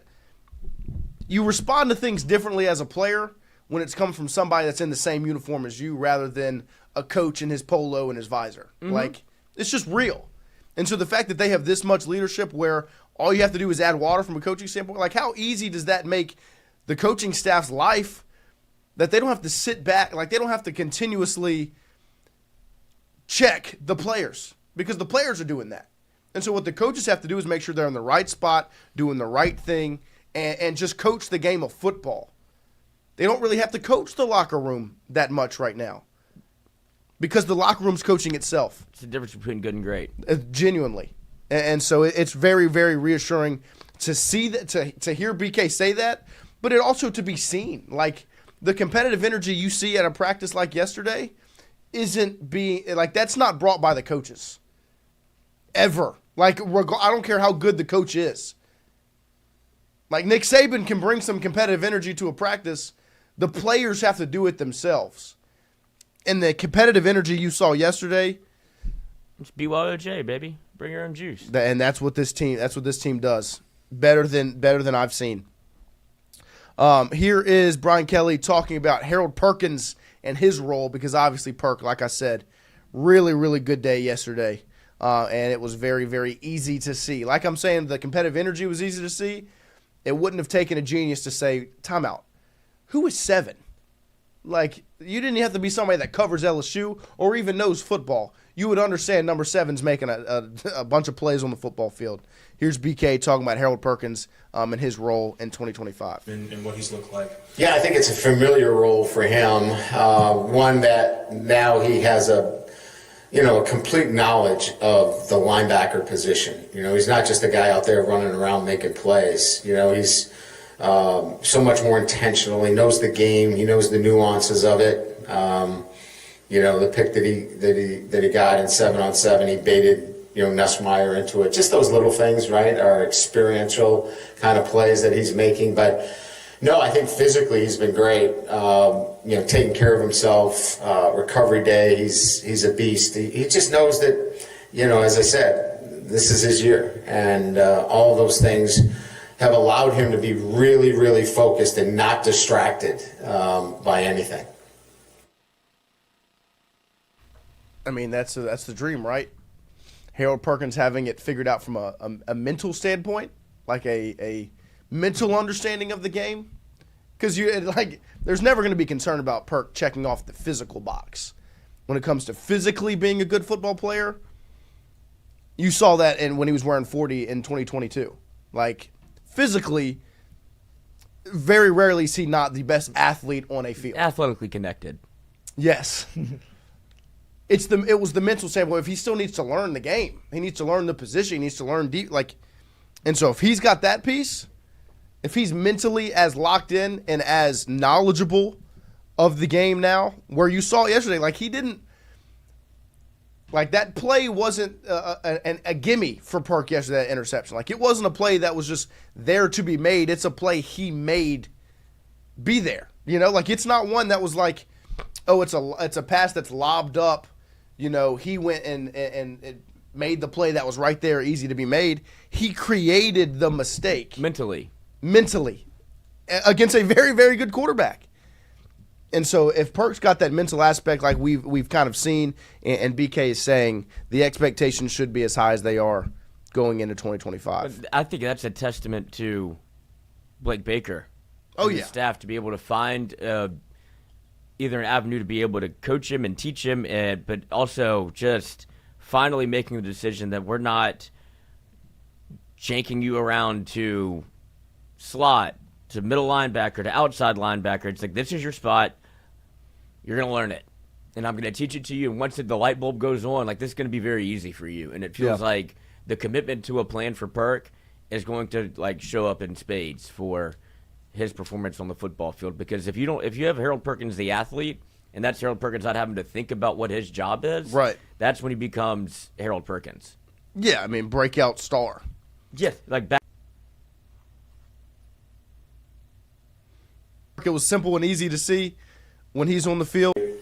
Sense in terms of getting off. Really good. That's how Bernard Gooden is so far. So it's been really, really good to see that, and it makes you feel really good about the LSU defensive line and the potential they have there. You want to take a quick break? Mm-hmm. Get it figured out. We'll take a quick break. We'll get this figured out. We'll be right back after this. Hey Tiger fans, when you're traveling through Natchez, Mississippi, make sure to visit Tom and Wright Granning at Go Mart and On The Go Deli, where you can fill up your tank and your belly. Go Mart has clean restrooms, community coffee, an awesome beer cave, and a great selection of anything you may need on your trip. Located at 4 Sergeant Prentice Drive as you're entering Natchez on the left. Also stop by Wardo's Po' Boys at 309 North Broadway on the beautiful Natchez Bluff, where the Po' Boys are so good you'll swear you're in Cajun country.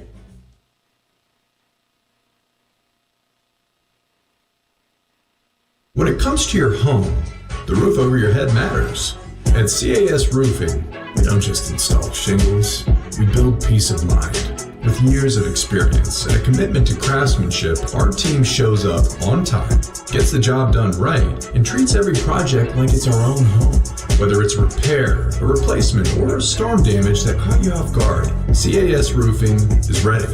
We're local, we're dependable, and we stand behind every nail, every shingle, and every promise we make. Because at the end of the day, it's not just about roofing, it's about protecting what matters most. CAS Roofing, built on trust, backed by quality.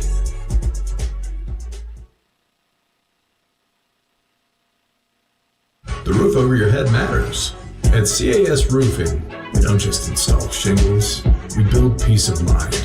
With years of experience and a commitment to craftsmanship, our team shows up on time, gets the job done right, and treats every project like it's our own home. Whether it's a repair, a replacement, or a storm damage that caught you off guard, CAS Roofing is ready. We're local, we're dependable, and we stand behind every nail, every shingle, and every promise we make. Because at the end of the day, it's not just about roofing, it's about protecting what matters most. CAS Roofing, built on trust, backed by quality.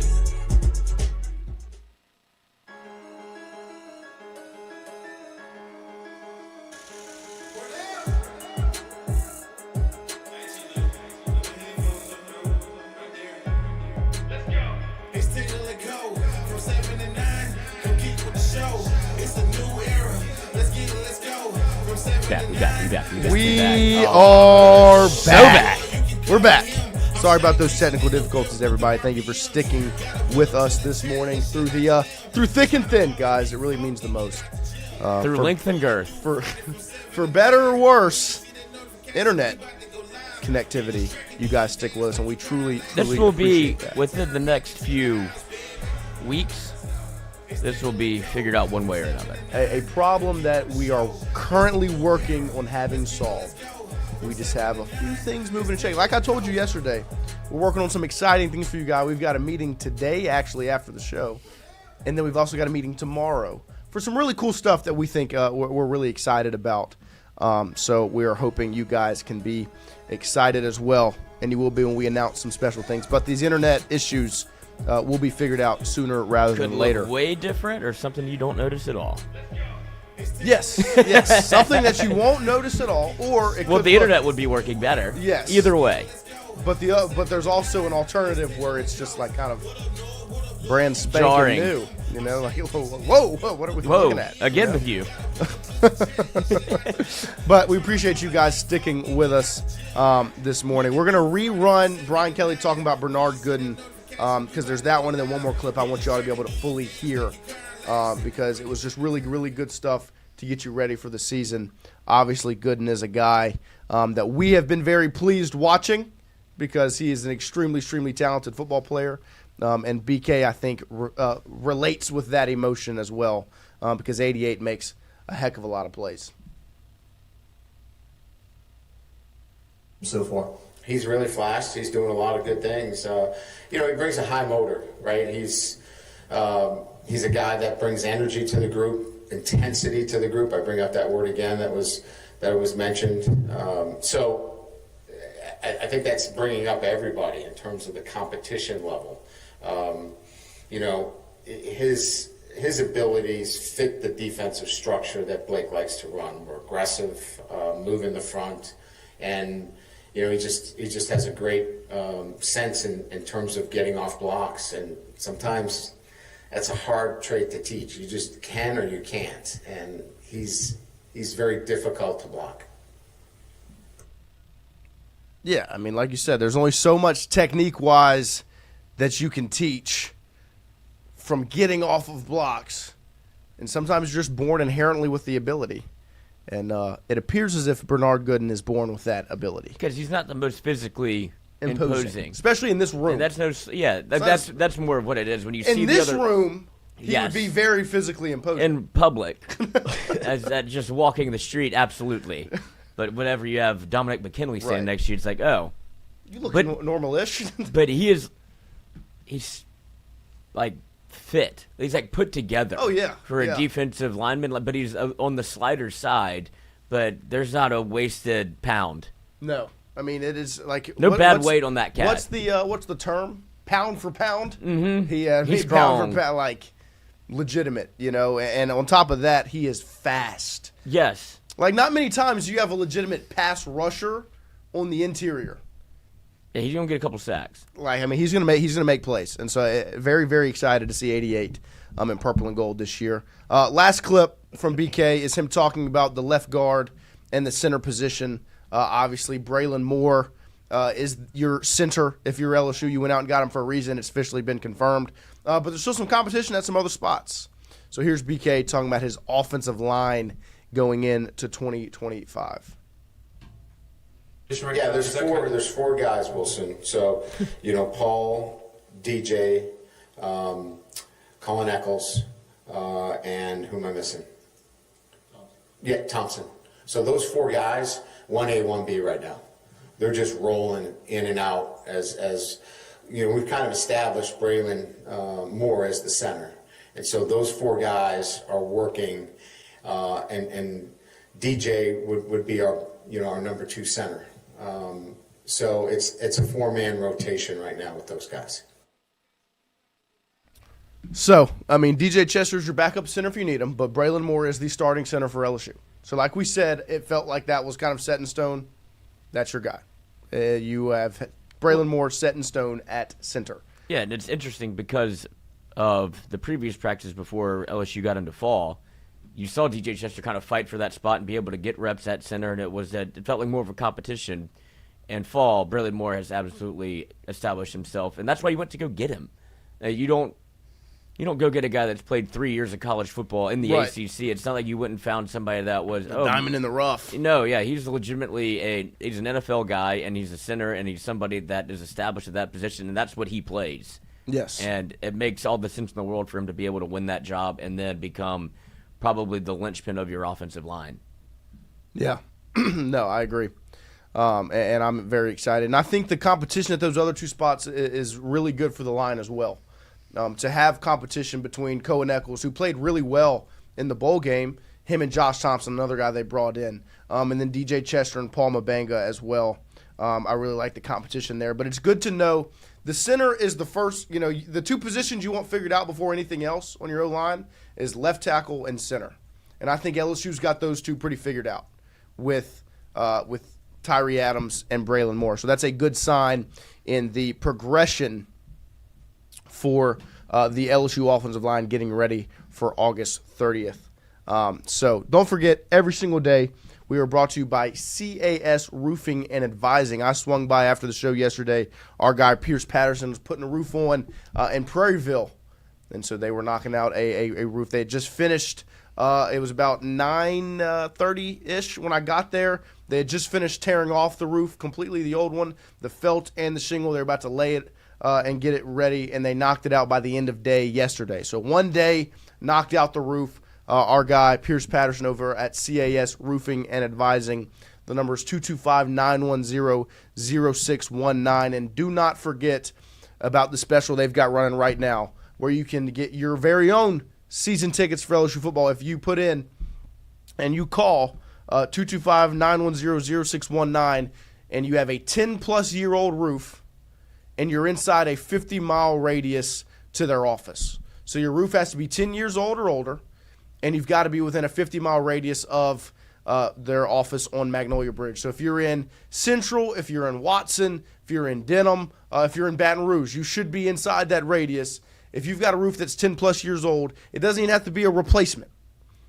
Call them to come give you a free inspection. They'll come check it out. And if you need one, they'll let you know. And if not, they'll still put you in for the drawing. So make sure you call our guy, Pierce Patterson, at 225-910-0619. CAS Roofing and Advising. It's not just a roof, it's our reputation. Obviously, like we said, the AP poll has not been released yet. The coaches poll was put out yesterday, and we'll go a little more in depth on that as we saw it. LSU obviously comes in at number 9. And I guess my next question is kind of like Lloyd said. Christian, do you think that you're going to see a big difference between the coaches poll and the AP poll, or do you think it's going to look maybe not a big difference? Do you think you'll see some shakeup, or do you think it'll be basically the same? Yeah, I mean, you're going to see some shakeup. I do not know past coaches poll, AP poll kind of, I guess, changes. I would expect the AP poll to be a little bit more accurate. That's simply because, I think the coaches poll does give respect to the teams from last year. I don't think you'll see Penn State as high because I know a lot of people like to call Penn State overrated, including writers. And I think LSU and Clemson will be higher. I mean, we heard Koki talk about Clemson, and he votes on the poll. So yeah, I think LSU and Clemson will be higher on that list if that's kind of what you're asking. But I think the coaches poll does give respect to past teams. I think later in the year, though, I think the coaches poll is more accurate because coaches are playing against these teams, and I think I think at the end of the year you'll see more accuracy in the coaches poll. But the AP poll I think that'll be the one to look at right now. Yeah, no, obviously the AP poll is the one that's more widely used than the coaches poll, but I think you'll see some shakeup because I definitely feel like there's a lot of credit being given to last season's teams in this coaches poll. Like when you look at it and you see Georgia, Texas, Ohio State, like obviously those are perennial powers. They're going to be good every single year. Like they should not be outside of the top 5. Notre Dame, Oregon, but like I still feel like those are a lot of teams that have a lot of question marks because you don't know exactly what's returning compared to Clemson. To me, like they're going to look a lot like they looked last year, but they have another year under their belt. Obviously, to me, some of the surprises, I guess you could say, is I'm surprised to see Florida as high as they are. Mm-hmm. Tennessee, to me, I'm surprised to see there as well. I don't know. I would have them dropped. I just don't know how much. I just feel like when you are replacing your quarterback the way they are, where there just wasn't really a planned replacement, and it was just kind of out of the blue like that, to me, all those things play a factor in what the preseason expectations should be. Also, Boise at 25. I mean, they just lost their engine. Yeah, they lost their team. Like Texas Tech, I'm surprised to see as low as they are because of what they added, obviously, in the offseason. They had a very, very good offseason. That's why I think it's a respect thing. That's why I think you'll see LSU possibly even drop in the AP poll because I think writers are – I don't think they like Brian Kelly as much. I think that Brian Kelly thing is a real thing. You think LSU would writers. drop in the AP? I think possibly, yeah. I could if they drop, I wouldn't be surprised. And South Carolina moves either ahead or right behind them. Yeah, I think LSU could potentially drop. But I don't think that's a reflection on Brian Kelly or the team. I think that's just writers looking at it and coaches looking at it. Yeah, no, I mean, I see what you're saying. I would be very surprised if LSU. I guess I don't hate 9. I think I just expected maybe a little bit higher. Is this the interception they blurred the quarterback? Yeah, you can see it right there. I mean, it's unbelievable by the media it's so team. Obvious that it's blurred. Yeah. I don't think they were trying to hide that it was blurred. They were trying to blur to hide who the quarterback was. So I mean, I guess And you so have they to were assume it's successful. a starter, huh? No, you can't assume anything. You don't know who it is. No, but I mean, if they wouldn't blur it for a backup, would they? They're in a quarterback competition. Like a tight one, is it? They don't know who their quarterback's going to be yet. So it's not like LSU. Where What if it's Nico? What if it's Oh, Nico? he's back. Like LSU, you would know probably who the blur is going to be. Yeah, what if Well, it's I think LSU is very much confident what they have in Garrett Nussbaum. If he throws an interception, I think it wouldn't be it'll be the all right. worst thing in the world. But they don't know who their quarterback is because of, and this is why it's blurred, right? Is because of the way the entire situation played out. Right. And should we have paid him? Literally. But yeah, no, I think and Andrew Messina, no poll matters until the CFP poll is released. Obviously, like the CFP poll is the real as poll. much as you say that, and I wish that were true. These carry weight in that. Well, yeah, you put Penn State at 3, and then they were able to go 10-2, but because they were ranked so highly, it forms an opinion as to like they don't want to. And if this is the same thing for the AP poll, they don't want to be wrong. And so they try to move heaven and earth to ensure that whenever they put them 3, it's like, oh, no, I still think they're good. And it happens to Alabama even. Like whenever like last year, because they were ranked highly and people didn't know what to do without having Alabama really in the fold, it became, well, let's keep them around just in case. And they had to eventually lose to, another game to Kentucky? Oklahoma, that's what it was, to Oklahoma, where it was, okay, we can't have them lingering around anymore because they very much were still in the fight despite the loss to Vanderbilt, which was, like, felt a little jarring. Yes. And it's like, okay, they're not any good. They're not a national championship team this year. They continue to stick around, then they lose to Oklahoma, and somehow they were still in the conversation. And it's at some point, like, it's over. But because of where they were ranked into the year and throughout the year, and it's like, well, it's Alabama. Like, that doesn't, you should look at, like, nameless faces, nameless teams, and be able to do it that way. But the logo and where you rank them in the preseason still holds weight. Yeah. No, these like things... LSU's, I don't think they're high enough to be able for that to merit an argument, because they're not one of the top 4 teams or top 6 teams where it's, if I put them there, I believe very much so that they should be in the playoff 9. If they lose, they're going to drop to 14 or 15, and now you're kind of out of the conversation. Yeah, Until I mean, then it's go prove it to me that you have to earn your way back into a college football invitation. Like, they're waiting for the same thing with LSU. Like, they were ranked relatively high last year going into USC. They lose, and they drop them to 22. Yeah, I mean, they were ranked 13, which is a 12-team playoff. They're saying if you're going to be a playoff team, you've got to win this game and you've got to prove it. And so... And LSU has been built up for this. I just feel like in the AP... bugaboo. I feel like in the AP, they're going to be closer to 7. Like 6 or 7. I'm not, no. You messed yourself That wasn't up on purpose. That wasn't on purpose, but I figured you'd like that. Like, that's where I think they'll be, and I think Clemson will be bumped up as well. I feel like Clemson should be ranked ahead of Notre Dame. Yeah, I think Clemson definitely will be bumped up. I agree. Like, I think Clemson should be 5. 4. Maybe 4. LSU should be 7.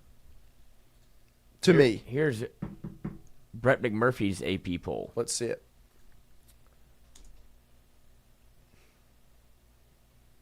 Like, the top 5, I don't entirely agree with. Well, I'm surprised having Georgia at 1. Yeah, this is not accurate, because I think Ohio State at 6. Like, Alabama shouldn't be at 5. Texas and Ohio State are going to be 1 and 2 in the AP poll. But and Miami ahead of LSU. Alabama at 5. Oregon ahead of LSU. Like, I guess I put too much weight on the returning quarterback. You shouldn't. I mean, you're like, but I just feel like that's what you've seen. Like, it's a legitimate reason to have high expectations. Like, Georgia doesn't have a returning quarterback. Texas doesn't. Alabama doesn't. Ohio State doesn't. Notre Dame doesn't. Oregon doesn't. Miami doesn't. Michigan doesn't.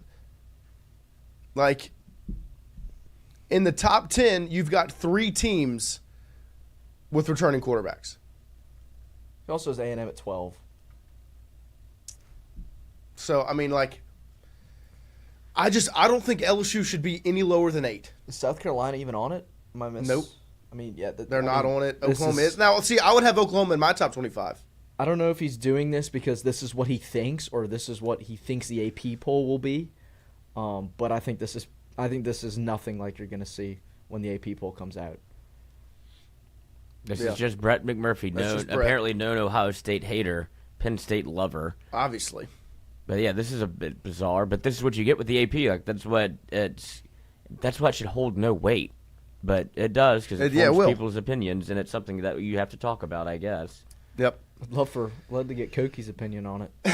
Of course you would. He's a voter. He is an AP, and you did get his opinion on it. When has he dropped his? Does he drop one? Does he drop a preseason? I don't think he tells you who it is, but I mean, he puts a vote in. But speaking of a list, Bruce Feldman did his college football freaks list of 2025, and it's a list of 101 players. And obviously, I think everyone can guess who number 1 on that list is going to be. If it was the NFL, it'd probably be Christian Wilkins, but it's Jeremiah Smith. Yeah, which I think is pretty easy. But from LSU standpoint, number 6 on the list is Dominic McKinley, which I don't think is much of a surprise. Number 32 on the list is Chris Hilton Jr., and he includes in the little description, he hit 23.7 miles per hour on the GPS, which is an all-time LSU record. That's unbelievable. 23.7 miles per hour. What, in the school zone, 20 miles per hour? 25. 25? Like, he's about to get a ticket in the school 15. zone. Running. Suck that, Carl Lewis. Number 5 is Peter Woods. Usain Bolt ran 28.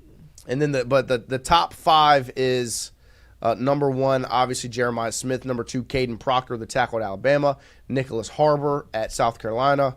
Amari Washington, DT at Oregon, and then Peter Woods, the defensive tackle for Clemson. So just it's a cool little list to look at every year that they put out, that Bruce Feldman does, where it's just some of the kind of athletic monsters that are in the sport. LSU obviously with 2 on the list. Who makes this list? No perk. Who makes it? Yeah. Like who's Bruce- the writer? oh, Bruce It's Bruce Feldman. He can't quit Nicholas Harbor. I mean, who would? Like He's a definition. he's a freak.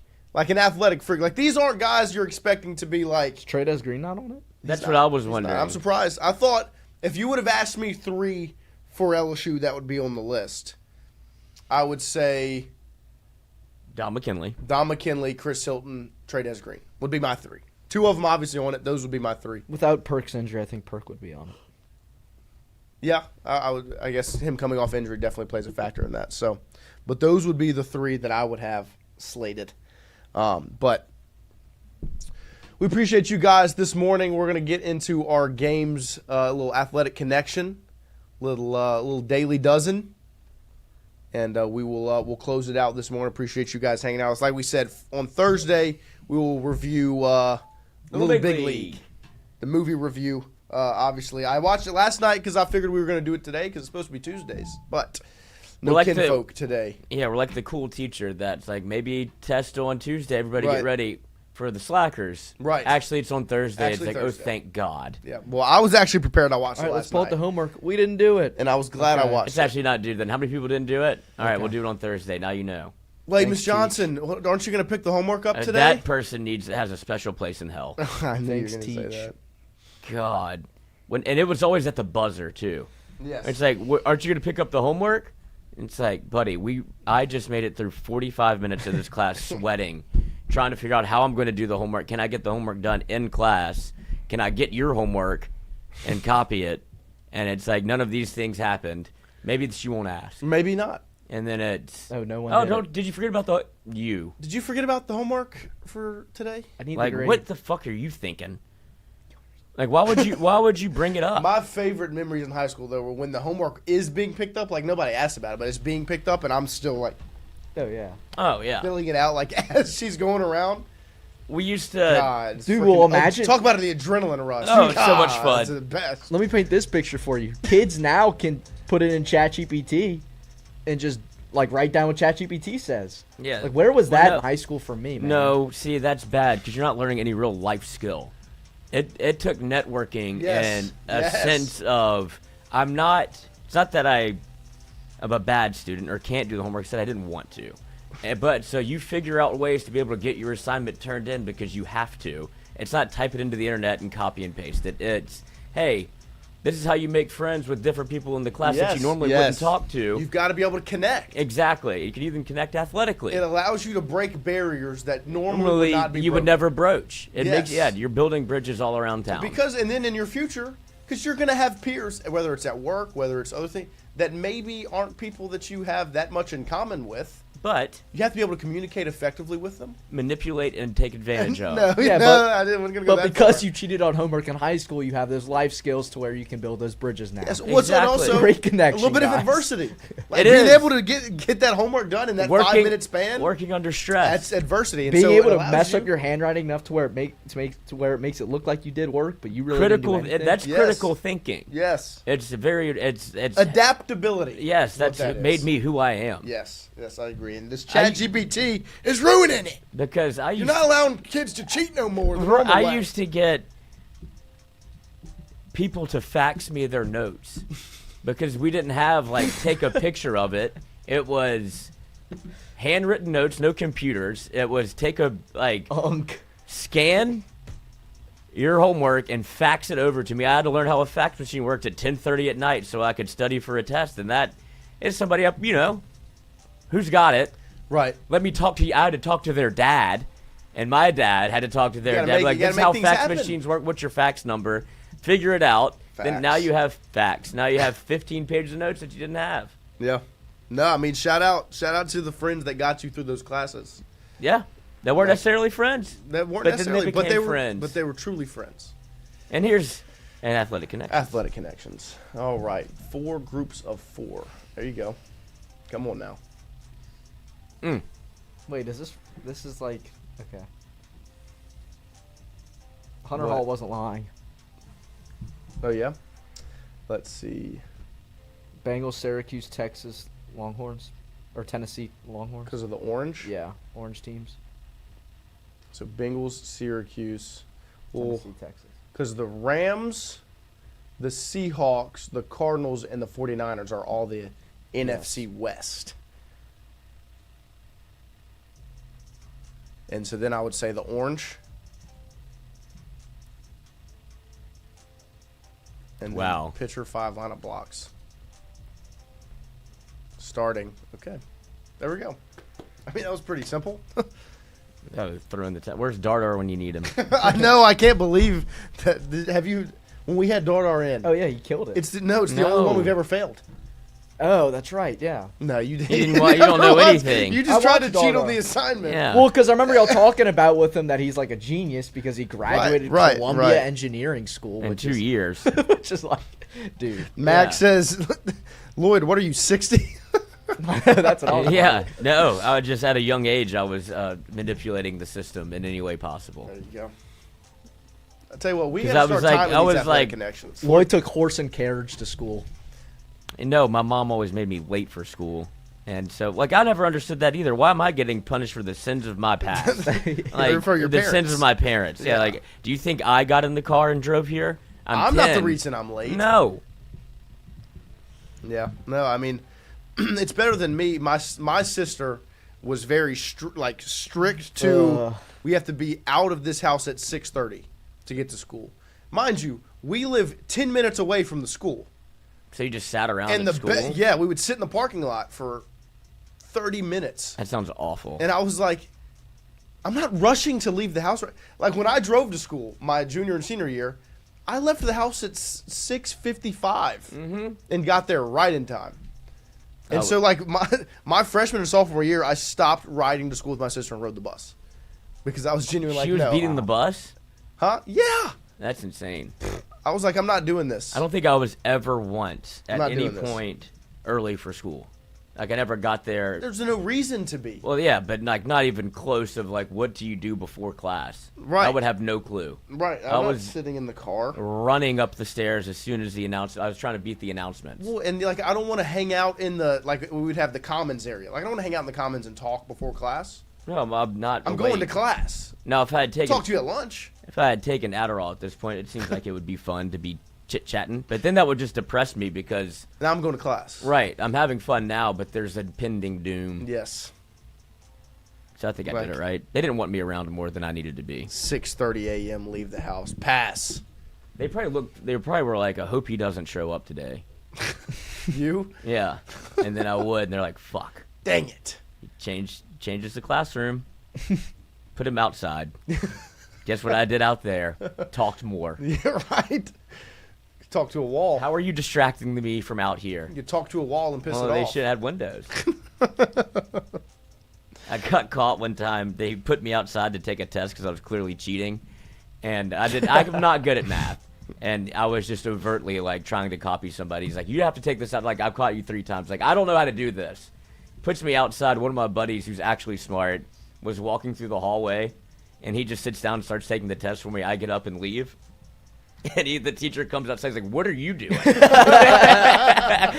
I was like, "Oh, I just wanted to check." And he's like, "No, like you can't take your test for you." He's like, "You're not even here." I'm like, well, pass the class though. Algebra. Pass the class. There you go. No, I didn't really struggle with any specific subject. But I wasn't a bit like chemistry. I don't know. I didn't like chemistry or biology. We had Pass. detention on Saturdays. Yeah, we had Saturday school. We had detention after school. It was like 20 minutes. Oh, that's just normal. We just pick up trash. And then- Oh, dude, we had to. At some point, Menard went through this weird, like, physical, like, punishment stage where they were like it was like holes. It felt like they had seen the movie, Right, And, and they're like, like, "Good we idea." should do this. It's like, no, I'm not doing Pass. this. Or like they had to put together fences, like for the baseball Yeah. team. Like instead of the baseball team, had to do, which was awesome. Is like the kids for detention had to like set up the fence and hang like you put like the the yellow part on top of it. Like they were running shit, and so they got That was- free labor. You went to a co-ed school, right? Mm-hmm. Was it just all guys in Yeah, detention? of course. Yeah. Girls never got in Okay. trouble for anything. I I can't think of never one had. girl that ever went to detention. There was one kid at my school that got called for detention like every single day one year. So like we had like kids would like line it up perfectly to where they'd be able to predict the name on the announcements, like who's next, and it'd be so and so. Detention got announced on the announcements. Oh yeah, and see me after school. That's That's crazy. hilarious. I've never heard that. Oh, I've heard. Would Courtney, can you come to the office? Right, And right, it's right. like, But it's not like it was never anything good. And here is your detention lineup. You're starting like Starting 5 for the St. Paul's Detention at Center. 5'5", 120 pounds. If there was a day, Christian Cowley. every year there was like 1 or 2 days where no one got detention, and you know, Coach Sears would be like, "All right, guys, you know, there's no detention today. Let's keep it up." And then the next day there'd be like 15. No, Central had Saturday school. I never got detention. Yeah, it was like the Breakfast Club, which is funny enough. I actually got a group of my friends for us to get detention on purpose, and we dressed like the Breakfast Club when we showed up there. They're like, "You don't take anything seriously." And I was like, "This is stupid," but Oh. fun. I got detention. Mike they Guidry said they'd never do that at a public school. It had to be a white private Catholic That's school. I said exactly what it it was was. St. Paul's. Yeah, St. Paul's and Menard. Jesuits bad. Have y'all heard Jesuits? No. Wait, Jonathan has some. I want y'all to do another. Y'all need to be in studio together, because he was telling me about St. Paul's and some of the. After he talked about the pine straw. he started talking about like their behavioral analysis, like their principle and what he would do to catch people with their shirt untucked. And it is St. Paul's is wild. Have y'all heard? It's really not. Have y'all heard about the Unipooper? Yeah, that he was talking about. Dude, that's the story that lives on forever. He was in school with it when he was in Yeah. school. Yeah, That's crazy. We had they, one too. They still talk about that. Yeah, because It was like 20 years ago. the principal was ever is like he would play some songs like he would always end the announcements with like, "I don't know who you are, but time is on my side." And it's like, what a threat. 8th grade year, we were in class, and so for all of our announcements and prayers and stuff, it was a TV that would come on, and it'd be, you know, whoever on the TV giving prayer and stuff. Well, one time a kid was able to get into the system to where he was able to like control all the TVs, and he played hentai. Like 8th grade, dude. It was wild. No, at middle school we had a kid that literally hacked the like Wi-Fi server for the school system in totality. So the school system's internet blacked out for 2 weeks when we were in 7th grade. That's good Because or this bad. kid hacked into the internet. And just shut it down. Just shut it all down. So we couldn't do assignments for like 2 weeks. That's Oh, that's awesome. the It was best. unbelievable. I mean, he got expelled. Really? Well, yeah, they called No, him. he needs to go to like the CIA. I know. I think he might be now. advance this kid. We need to, like, this is. We need to make sure this guy does this for good. in Right. the No, future. don't leave him to his own devices. But it was crazy, dude. Like, we legit couldn't do anything for 2 weeks. What a legend. It was unbelievable. Boy, when I was the first kid to bring a laptop to school, and talk about put them in a mental pretzel of like, Yeah. what sure, you sure? I was like, why not? Like, I don't know. Nobody's done this. Like, I need the internet, so I figured out how to get on the internet, and that was a problem. But That was a problem. interesting. Then everybody started bringing laptops. Then the school just started buying laptops for kids. Of course. Yeah, I mean, we got. And I was we like, got- so sorry, Well, see, never wrong, only early. But we went, obviously, we had to do the mesh backpacks. You had to have see-through backpacks. Did y'all go through metal detectors? No metal detectors. We never had to do metal. We had to see-through backpacks. And then in 6th grade, we had to have, they just did away with backpacks. No backpacks. Oh, wow. Well, you had to have a binder. Like, they had these big satchel binders that you had to use. And so you legit had like a satchel binder on. And then we had iPads, not laptops. And so the iPad was satcheled on the other side. So you're walking in like you were in Expendables. Yeah. Indiana unbelievable. Jones. Saber on Green. We had one guy turn the school website into P-Hub. That's awesome. It's crazy. All right, Dude, let's. high school was the best. Let's daily Yeah. does. I know. Don't get me started. I peaked in high school. Me too. Ah, good time. Like that's I know, like it's the the best, shit that would dude. happen. God, Like it's Channel the- 1, I forgot all about Channel 1. It's the best. It was like that the whole week. That's Trending. crazy. Imagine What year? I wonder who was on the the featured page. you keep going to Channel 1. And it's just that every day. Hub. Like why we've not stopped trying Let's stop. yet. Yeah, stop using it. Yeah, like move on. Oh, again with this. Make sure Yeah, you guys like, absolutely. comment, subscribe. I'll give you the subscriber count update right now. We are at We're very close. To our goal. 9,990. Oh, wow, we added 10. We need 10 more today. If you're the 10,000 subscriber, you will get a prize. What is that prize? We have time. Time is on my side. Let's celebrity mashup. Let's see what we can do today. Oh, gosh. No idea. Yeah. I'm genuinely No. lost on this one. This is frightening looking.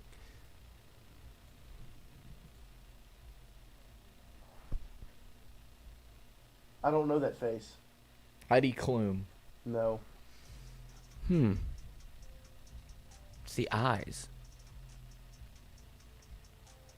I don't know her face. Is that Colin Jost? No, it's too little. Yeah, It's a little person. it is a small man. Tyra Banks. What? That would be wild. All right, let's go to something else. This is depressing me. I've never been this stumped. Jenner before. lady? I don't know either. Who's Jenner lady? Bruce Jenner.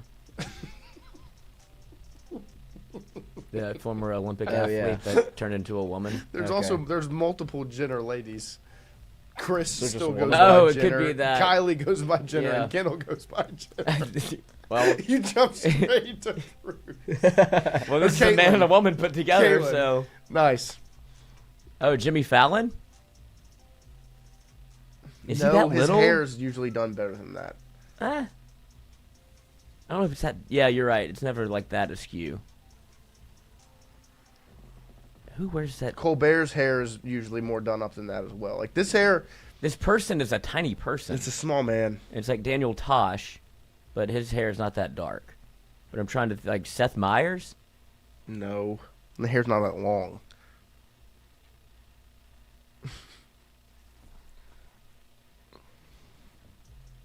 I would know what Lisa Ann looks like. It's not Lisa Ann. Eyes do look similar, but I don't think her mouth looks like that. Maybe. It's not really what I focused on. Definitely not her body.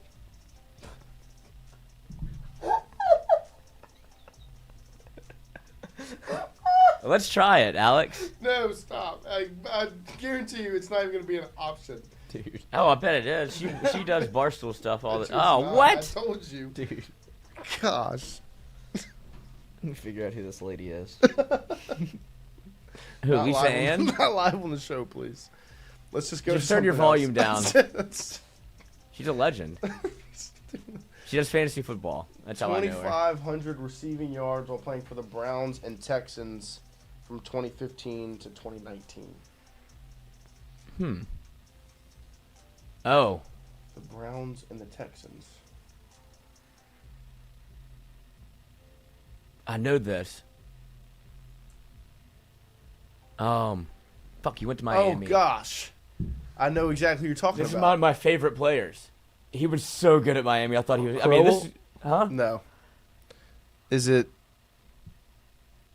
I drafted him all the time. Duke Johnson? Yes. Johnson. I typed in Duke, and I hope this is right. I love him. Let's Yeah, go, good Duke job. Johnson. Yes, legend.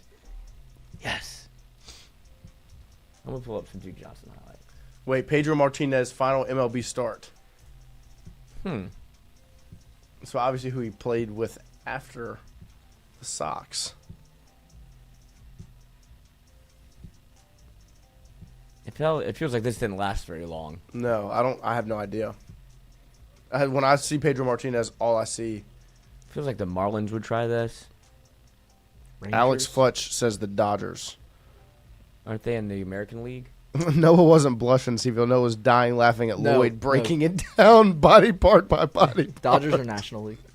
Yes, I they think are. it was the Dodgers. Dodge. Nope. NHL. Let's see if we know this. Patrick Eaves. Mm-hmm. No idea. No, I mean, I couldn't tell you. I couldn't tell you a Western The Conference Ice team Gators. that aren't the Stars. Give me the Ice Gators. what was the Who was new it? Well, team? let's the think. Kings, the Las Vegas or the Los Angeles King or yeah. Just give it a go. Nope. Worth a shot. Oh, That's Chris Paul. Crispy Paul. Better actor than player? No. Ah, Ah, scary. I don't know who this person is. Who's the girl that stacks the cups? Is this Wolverine? Kendrick? Oh, Anna Kendrick. That's not her, but that's a good guess. Because the eyes are. Yeah, She's got I don't very know brown who that eyes. Woman is. Who's the Wolverine actor? It's not Hugh Jackman. Huge jacked man. It does not look like that. He's also much like this guy's little. Little. It's Christian Cowley. Type Christian Cowley and see if That's it'll not my work. hair. Simon Cowell? No. Who's a slight man? Neil Patrick Harris, but his hair doesn't look like No. that. I feel like I can. I don't know. Chalamet? Gage says Hey. Kelly Ripa. I could see that. Looked it up. Is it? You can't look these up. Zach Braff says Travis. How do you spell it? I don't know who Zach Braff is. CH. Braff. AFF. That's good to go. Nope. That's all right. Jesus. All right. 5 red. That's Dr. Pepper. Is that Mr. Pibb? It was Barks. Barks. 5 red barrels. Mm-hmm. They're red Yeah. on Barks. Uh-huh. I didn't think they were red. No idea. I just saw a commercial for this. Man of the Year. God, let's just. It's do it. okay. Let's I just mean, run with it. yeah, whatever. Fuck it. Still watching fictional band sound film with Patrick Hughes, really good for the cake. Nope. Couldn't tell you. Sounds like fun. Jimmy Fallon, a raging alcoholic. Philip Seymour Hoffman was on heroin and cocaine. So it could have been a band. Zach Braff is who I was thinking of. I think Zach Braff is right. But I don't think it was Kelly Ripa. I have no idea. This movie. What's the last one? Music? Yeah, and this is music too. Technically.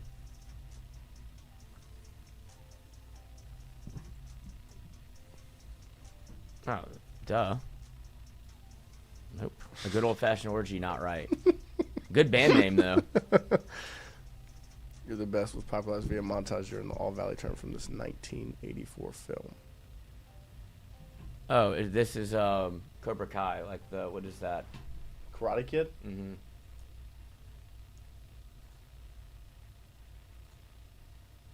God, this is a disgusting I mean, if board. what Do I mean, MLB and just good put in Karate Mets. Kid pool. I've never even seen Yeah, it. good job. The MLB is the Mets. It was. Oh, it was the Mets. No, it wasn't. Whatever.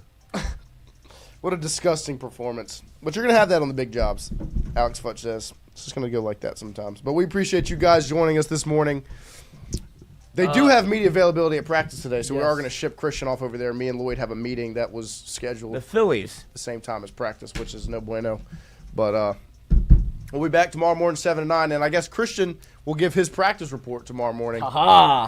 Which You is have always, to listen to him. Yeah, This is Malachi always Lane. good. I can already predict the Malachi Lane. Yeah. We'll be Touchdown. back tomorrow morning, Touchdown 7 to 9. Appreciate you guys. See you then. Somebody find out who that celebrity mashup was and DM me. Put it in the Discord. It's Zach Braff and another woman. I just don't know who the woman is.